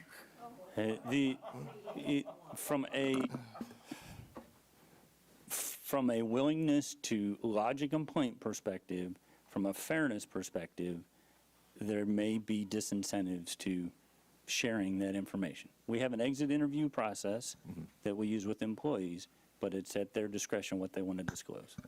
And I get that completely, and I know it even says in here that the company provided this quote, and obviously they're going to try to get as much funding from you as possible.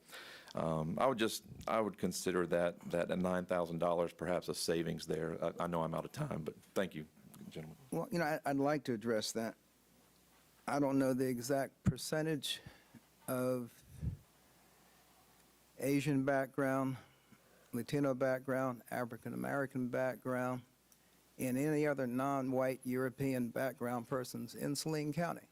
But if they come in this building looking for somebody like them in an office to help them out as a department head, as a sub-department, there really aren't many people for them to look at. They have no role models here. Look at our fire department.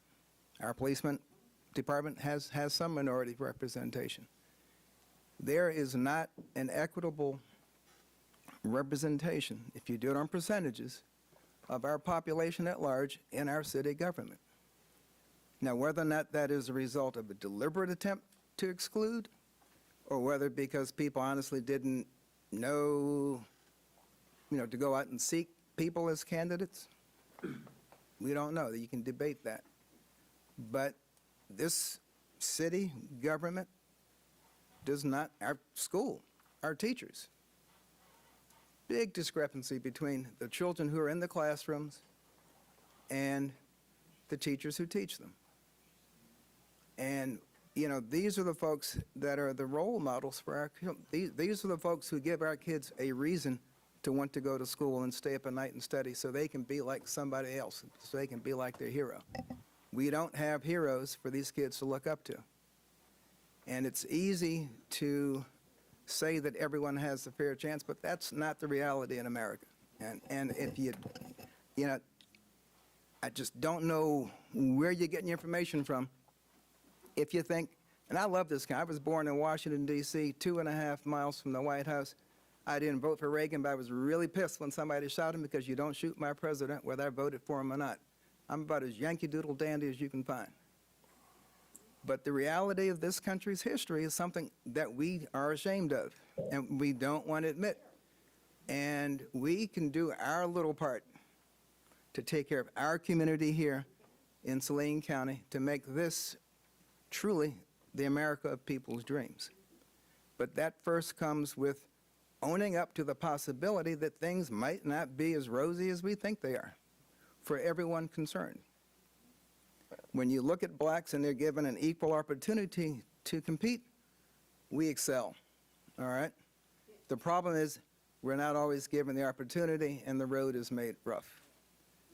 People with white privilege, that does not, you can have white privilege and still like black folk. Those are not mutually exclusive terms, all right?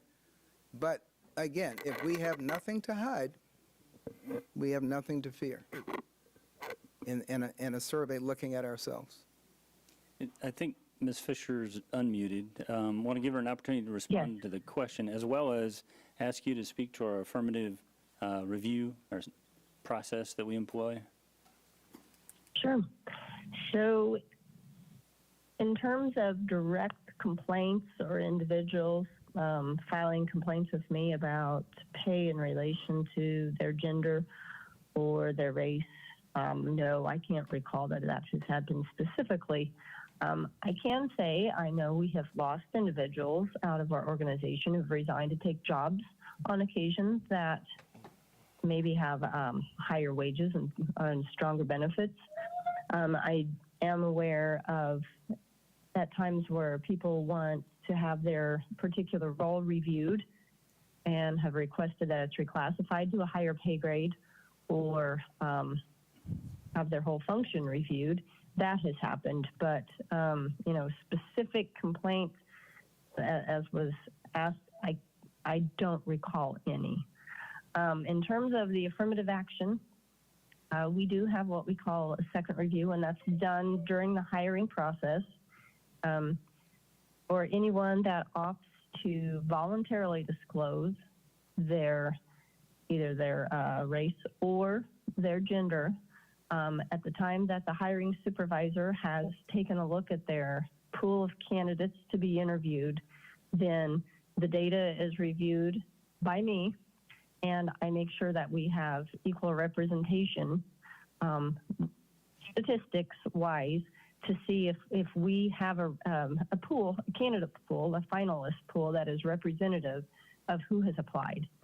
And if it doesn't, for example, if we have 50 people apply for a job, but we determine that 20% of the candidates are minority that have voluntarily disclosed that status, and we only have 10% of the candidates that are being interviewed that were selected are minority, then I am going to ask the hiring supervisor to go back and take a look at everyone that wasn't selected for that interview to say, can we add some more of these individuals? They have to meet the minimum requirements of the job, but can we add in order to get those numbers to match? And we do that on the female side as well.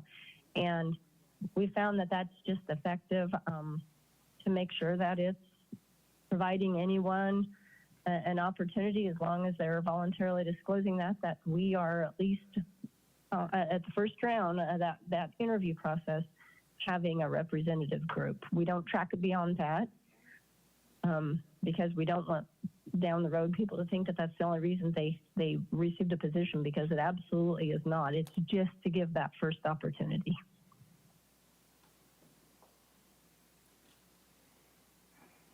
Okay. Okay. Hi, I'm Jessica Hinton from here in Salina. I want to start off with, I am a veteran. I was an aircraft electrician while I was in the Army. I was the only female in my shop of over 30 individuals, so it doesn't matter. I worked with, I don't care who, anybody. I get along with pretty much anybody. I don't care who you are. As long as you're good to me, I'm good to you.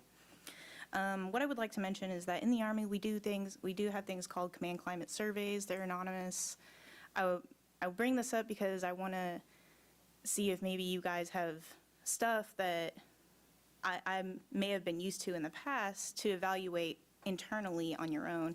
I don't know if she'll be able to answer, or whatever happened to like peer evaluations by your superiors. Someone mentioned reaching out to the public to see how everybody's doing. Open door policies. Maybe it doesn't have to be formal. It can be informal. It doesn't have to be written down. We did have equal opportunity, sexual harassment representatives in every company. Is there further education opportunities provided to those that want to excel? And how are they offered? And then on entry-level positions, are there maybe too many requirements? That's something that would deter me from a position, is I may be qualified based on some leadership skills I've had in the past or things I have done, but there might be, you need a 4-year degree. Okay, well, I tried that. My school shut down 2 classes before I graduated with my bachelor's. So now I'm back at square one. Had to fight the VA to get my benefits back, but here I am, still standing. But are there too many requirements maybe? I don't know. I haven't looked to see any positions and what the requirements are. Just some things to take into thought about everything that is going on that you guys want to look at. Just other things to add to it. Thank you. Thank you.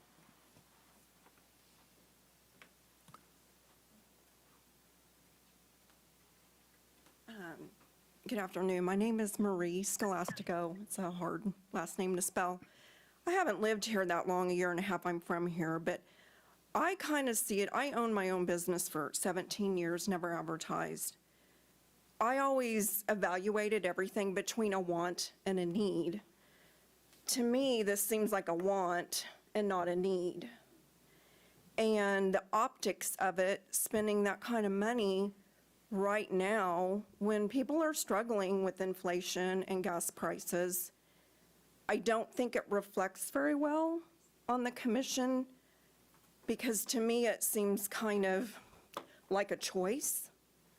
I could be totally wrong. Like I said, I haven't lived here that long, but sometimes people from the outside can see things that people don't see from within. And that's how I kind of see it, is the optics aren't going over very well with people, I don't think. Just because it seems like people are hurting, you know? And I moved here a year and a half ago, March 20th of 2020, right when COVID hit.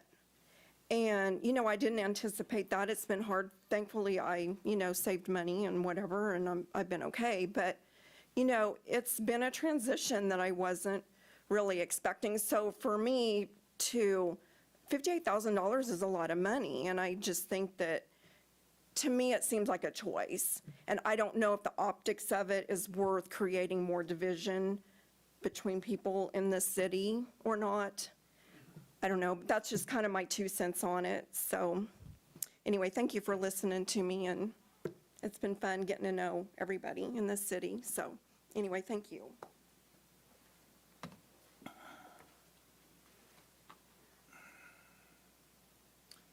Bill Longbine, Salina. We can see all sides of this issue, and the one side that I have heard from city employees is it takes 25 to 30 years to reach the top of the pay scale. And I think a study like this is something that needs to be addressed and brought up. Is like any employment, there's always dissatisfaction and issues, and yeah, retaining help is very important today. And I think we do need to pay our city employees well and appreciate them. And as far as this equity, I guess I go back to the, let's say the fire department. A female getting a job in the fire department, getting promoted to captain just because she's a female or a minority. And I don't see that we have that problem here in Salina, and I do appreciate Commissioner Davis's view on this. And but I do believe we need to take care of our city employees.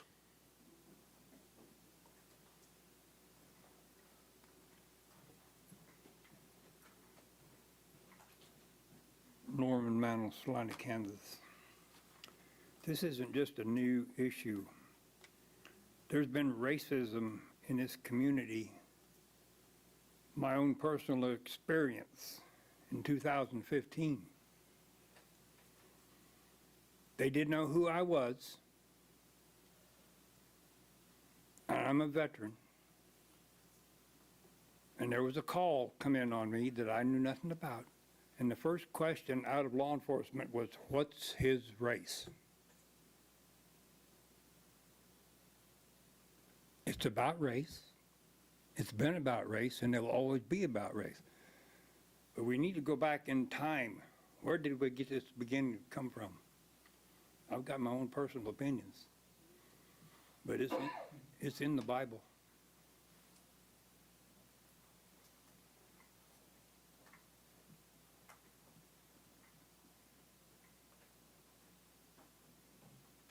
All right, we will close public comment and bring it back to the commission for any other comments. I have several comments. The question about, I believe she just left, whether it's a want or a need. I do believe it is a need, in the fact that we do need to make sure that our pay scale matches other communities and like jobs if we're to hire and retain good city employees. I believe the word equity got us off on a tangent that I'm not sure why. we weren't talking about the underserved or so on and so forth. We're talking about city employees. Maybe if we took out the words internal gender and race equity and just put equal pay for equal work, maybe we'd have been okay with it. And that's what we're trying to do. I'd like to thank Ms. Mai. She probably gave us the best testimony to go ahead and do this study. She said she had a good employer who took good care of her and treated her equally with the men. That's what we want to do at the city of Salina, so I'd like to thank you for your comments. I was a little bit on little here, little there until I heard your testimony, and I believe that as a city, we need to do that. We need to treat everybody fair, and that's what this extra $9,000 of making sure that we have equal pay for equal work would do. And I'll just close my personal comments. Very often the commission is put in the position of having to be reactive to situations. Problems get brought to us. This is broken, that's happening. We need a new pump, we need this. Rarely in this position do we get to sit here and do the things that we say we want to do in our strategic planning sessions, because we spend 99% of our time reacting to problems. This is a chance to be in that other 1%, that golden zone where we're actually being proactive, there's no burning deadline sitting right in front of us, where we can look at this calmly and say, all right, are we as good as we think we are? How can we get better? So this is, I think, when people run for commission, this is what they dream they'd be doing most of the time. Unfortunately, it ain't. Most of the time, it's putting out fires. The second thing is, I don't see this as creating divisions in our community. Rest assured, those divisions, if they exist, are already there. All this is going to do is shed light on it. And those who are on the wrong side of those inequities or divisions, they already know about it. They're not going to be all that surprised. The only people who are going to be surprised are the ones who don't want to admit that it exists.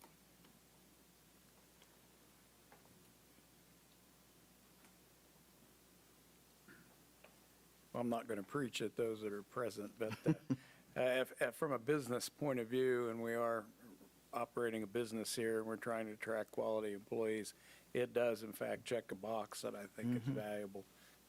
I'm not very thrilled about affirmative action type ideas, because then you're not thinking about the taxpayers when you promote certain classes or types of people over others. I think people should be evaluated on their individual merits. But I agree that this is something that ought to be included on our comprehensive pay plan. Okay. Entertain action on this item, please. With that, Vice Mayor Davis, I move we authorize the city manager to execute an agreement with Evergreen Solutions for a comprehensive pay plan and classification system study, along with an internal gender and race equity assessment in the amount of $57,000. Second.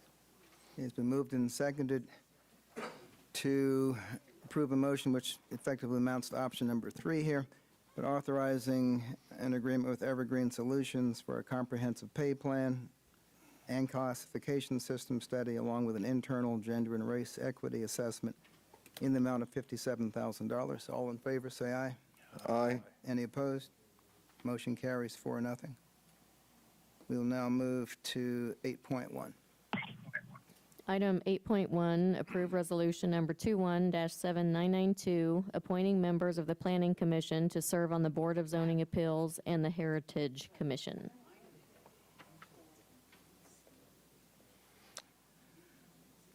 Okay, Mr. Andrew.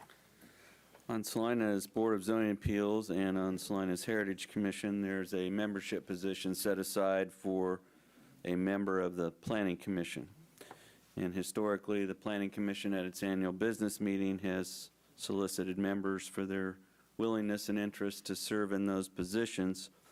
It is an additional responsibility and additional meetings during a given month, so it's important to have members who are willing and able to attend those extra meetings. At their September 21st meeting, the Planning Commission voted to nominate John Olson as a member of the Board of Zoning Appeals and Joshua Gilmore as a member to serve on the Heritage Commission. Mr. Olson served on the Board of Zoning Appeals last year, and Mr. Gilmore served on the Heritage Commission before he was appointed to the Planning Commission. So your options this evening would be to adopt the attached resolution appointing John Olson as a member of the Board of Zoning Appeals and Joshua Gilmore as a member to serve on the Heritage Commission. Those appointments are at the discretion of the mayor and the city commission. You could appoint other planning commission members to the Board of Zoning Appeals and Heritage Commission instead of the two nominated by the planning commission, or you could decline to make any appointments at this time. If this option is chosen, the Board of Zoning Appeals and the Heritage Commission would each be short one member.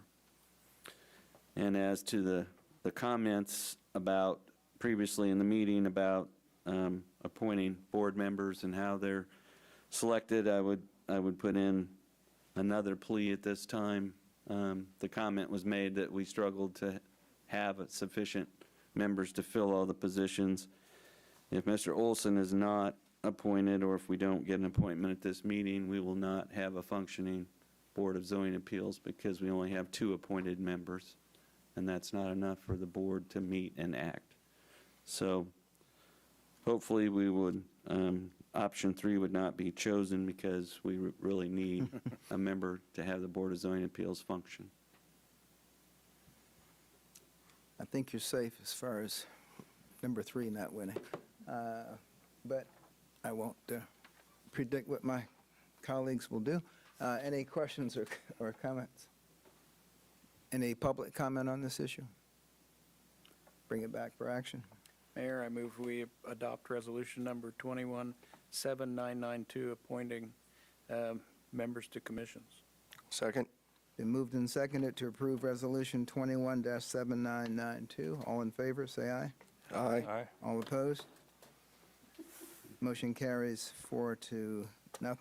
Thank you. Thank you. I have just one issue under other business, but I do want to thank the public for open and honest, spirited discussion. I was never a good official debater in school, but my wife will tell you I love to debate. So that is a sincere promise. I can't do it tomorrow night, but we're going to get together soon. We're going to sit down and talk. I will buy your dinner. Yes, ma'am. I'm not running for election, so I can buy your dinner. All right. But this is the democratic process in action. It's not always pretty, but believe me, it beats a whole lot of other models on our planet as far as how to get things accomplished. My other business is really just a question. I was not at last Monday's meeting, and I'm just going to use the word approval, but I know there's a better technical term, for the apartment project just north of Menards. And my concern anytime I see housing going in next to an interstate freeway is with noise pollution, air pollution, and connectivity. In the larger cities in this country, freeways were carved into neighborhoods that already existed, and the freeways divided neighborhoods. This will be an instance where a neighborhood of sorts is being deliberately planned, disconnected from the rest of the city. I got kind of afraid when I thought of a young kid trying to walk from that complex over to Dillon's. It's one thing to cross the street, it's another thing to cross the interstate highway. And I didn't know if the issues of connectivity were discussed. It's long been known that those who live in housing near interstates have adverse health outcomes, not just from the air pollution, but from noise pollution as well. And I didn't know if the developer plans to, or had addressed those, plans to address those, and how is the connectivity issue? Because we preach connectivity among our neighborhoods, and this just seems to fly right flat in the face of that.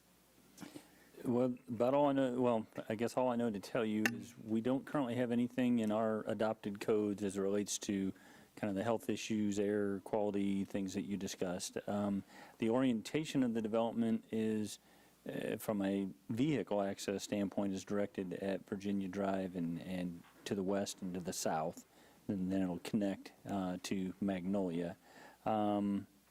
And I was trying to look at an aerial map. There are sidewalks currently across the Fairfield property, and I expect that there'd be a sidewalk requirement on this site as well. What I don't know, and I know there's a sidewalk on the overpass of Magnolia, but I don't know that there's a sidewalk on Magnolia from the overpass to Virginia Drive. There's a sidewalk that you and I could probably, with street smarts and retain physical agility, make it from west of the interstate to east of the interstate. I'd be hard-pressed to have a young person, or old person try to make that trip, or a person with a physical handicap, this almost mandates that they have to be able to drive. And for young kids, of course, I'm assuming there'll be families in this complex.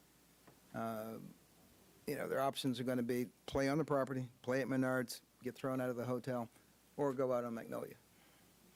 And it just, from what we try to do with neighborhoods, it just kind of seems to be out of sync, not with neighborhoods, but with our housing developments. And the noise. This is not the Interstate 405 or Interstate 10 in Los Angeles, but there's enough noise coming through there with the trucks, that doing homework at night's not going to be easy, getting good night sleep is not going to be good. I think someone just said something about airfield. Yeah, there'll be an occasional plane coming across, and some jets. And were these just seem like issues that need to be addressed for that particular location. I mean, if the location was all that great, I think we would have seen some million-dollar homes on that property, because I'm assuming the property's not that expensive because of its location. I don't know about that. Well, the price gone up because they knew there was a need. I mean, it's kind of like, oh, the Pope's coming to town, I just happen to have Pope T-shirts. Guess what? The price just went up on T-shirts. But I don't want us to be a community that preferentially puts, and this is not a low-income project, but puts projects in places that were otherwise deemed unsuitable to put residential projects beforehand. Right. If anything, this was more of a premium piece of ground in terms of the infrastructure that was installed and the investment that was made there. And in fact, it was zoned commercial. And so part of the consideration was the availability for the proposed development. So I don't know that the developer gravitated there because it was a less desirable piece of property, but I would say that we don't have anything in place with respect to many of the issues that you raised. Connectivity is a consideration.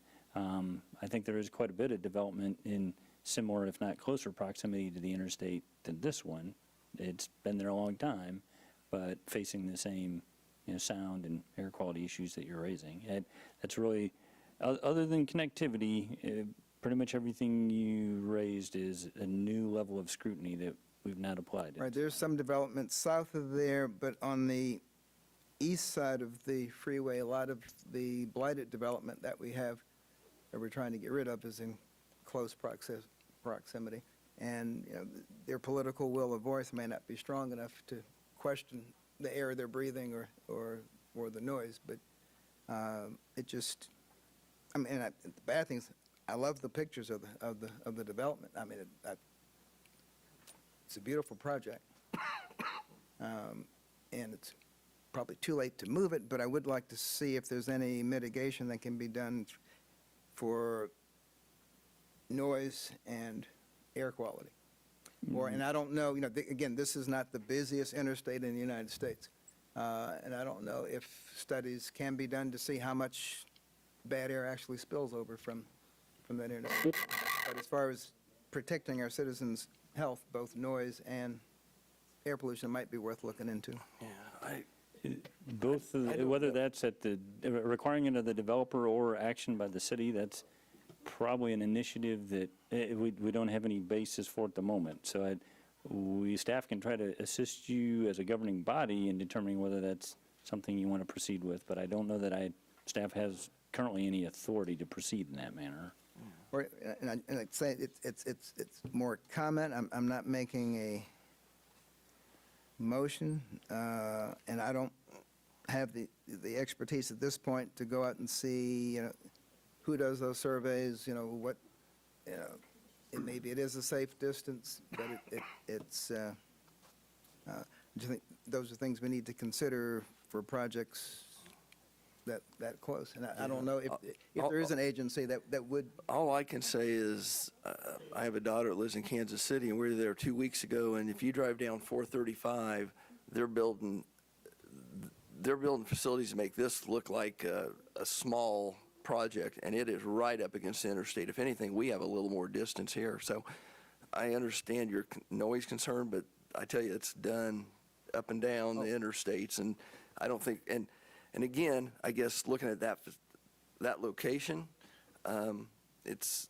the investor's location that they chose. We need that type of housing. I'm not sure if we turn that down, what are we going to do with the workforce we have coming in? No, the project is. I agree that maybe we need to look at project. some sidewalks and stuff, but as far as location, it's near two of our major employers that are expanding. It's near K-State and Votech, as I still call it out there, where people may live and attend school. So there's pros and cons to any location you pick, but Right, it's just the walkability for children in that project is my major concern. How do they get to the grocery store on the other side of the interstate safely? But we'll see as it progresses. Any other business? Well, I know we have some other business. Any other regular other business? Yeah, we have a public question from your Democratic, you said that we were good at doing Democratic stuff. So can I ask one question so you can answer me democratically so I can figure this out? It's not an unusual procedure. I will indulge you 30 seconds. Thank you. We'll come up to the podium, though. Say your name. Carol Reed. No, I'm Sherry Harp. Okay, Sherry Harp, Salina. Okay, now, and I know that you guys were deciding this tonight on your 56,000, whatever. But on here, on page 58, it says that the staff recommends option 3. Now, this was put out before you guys came here, and it says, approve a motion authorizing the city manager to execute an agreement with Evergreen Solution for a comprehensive pay plan and classification system study along with the internal gender and race equity assessment in the amount of $57,000. So since it says number 3 option, the staff recommends, and you did this before any public hearing, was that just a waste of time for us to come in and talk to you about this? No, we don't. Again, 95% of the time, it's so cut and dry up here. Their option is. Well, this was done before though, right? I'll be the honest option. with you. It says on page 58, staff recommends option 3. I see that. Okay. I Attachment, agreement with Evergreen succeeded that. On the next pages, it goes up to 85 pages, and it has all the agreement, all the insurance, so, did you already have this figured out, that we were gonna get this done no matter what? No, Not at all. look it up, So- we vote. Okay, We have staff okay, then tell me. suggestions on. about- Okay, when did you vote on this? Because you voted on it just now, but yet you've got down here, number 3, that staff, That's a Recommend- staff recommendation. recommendation. As It I doesn't indicated in say- my report, that was my recommendation. They were given 4 choices. They could pick any one of them.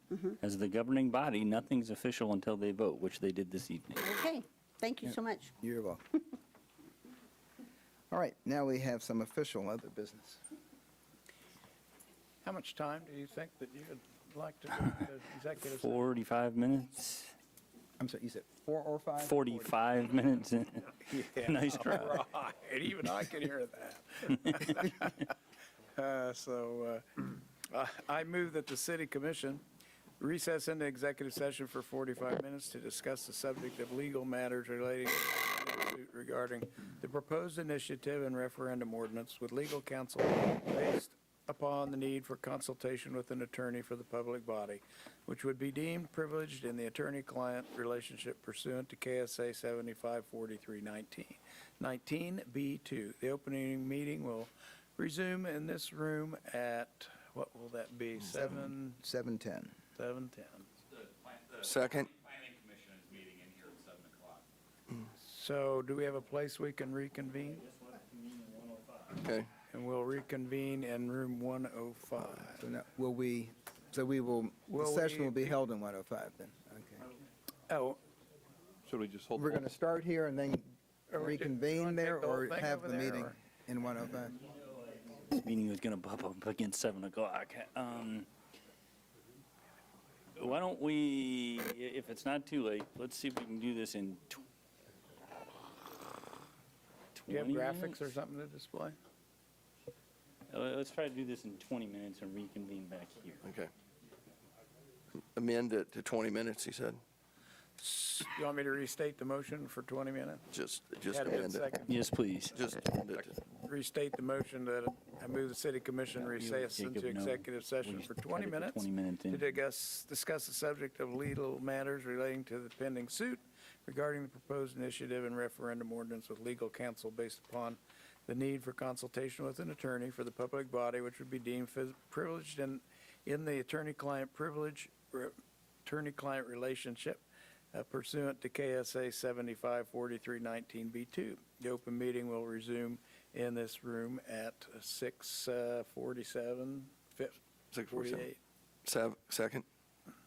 Been moved and seconded to recess into executive session until 6:48 PM.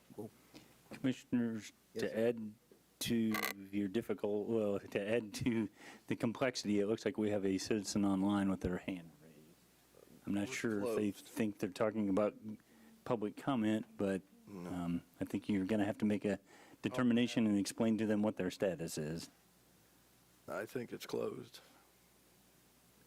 Do we know if the hand was raised during our, We just observed it just a little bit ago. I do not know. I think it came on during other business when you were discussing. Yeah, we don't take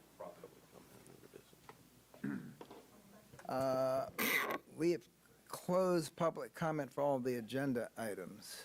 You had, yes. In that regard, I would have to consider the regular meeting, well, it's not over, but we're adjourning into, recessing into executive session.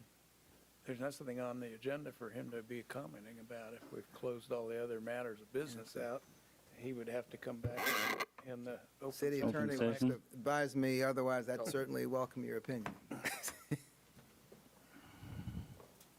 I think everything you have said is correct, and I don't know of any way to verify quickly what the situation is.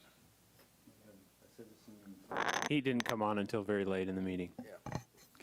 I mean, it was after Okay. your Perhaps an email. discussion. It looks like Mr. Box said if you could either contact me or the city manager for your comments, and your thoughts can be relayed to all of the commissioners, as would be the usual custom for comments.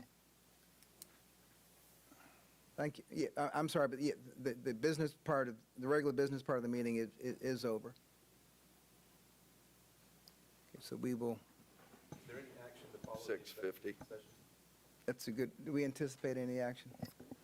There always can be action. Okay, I never say never. fair answer. All right.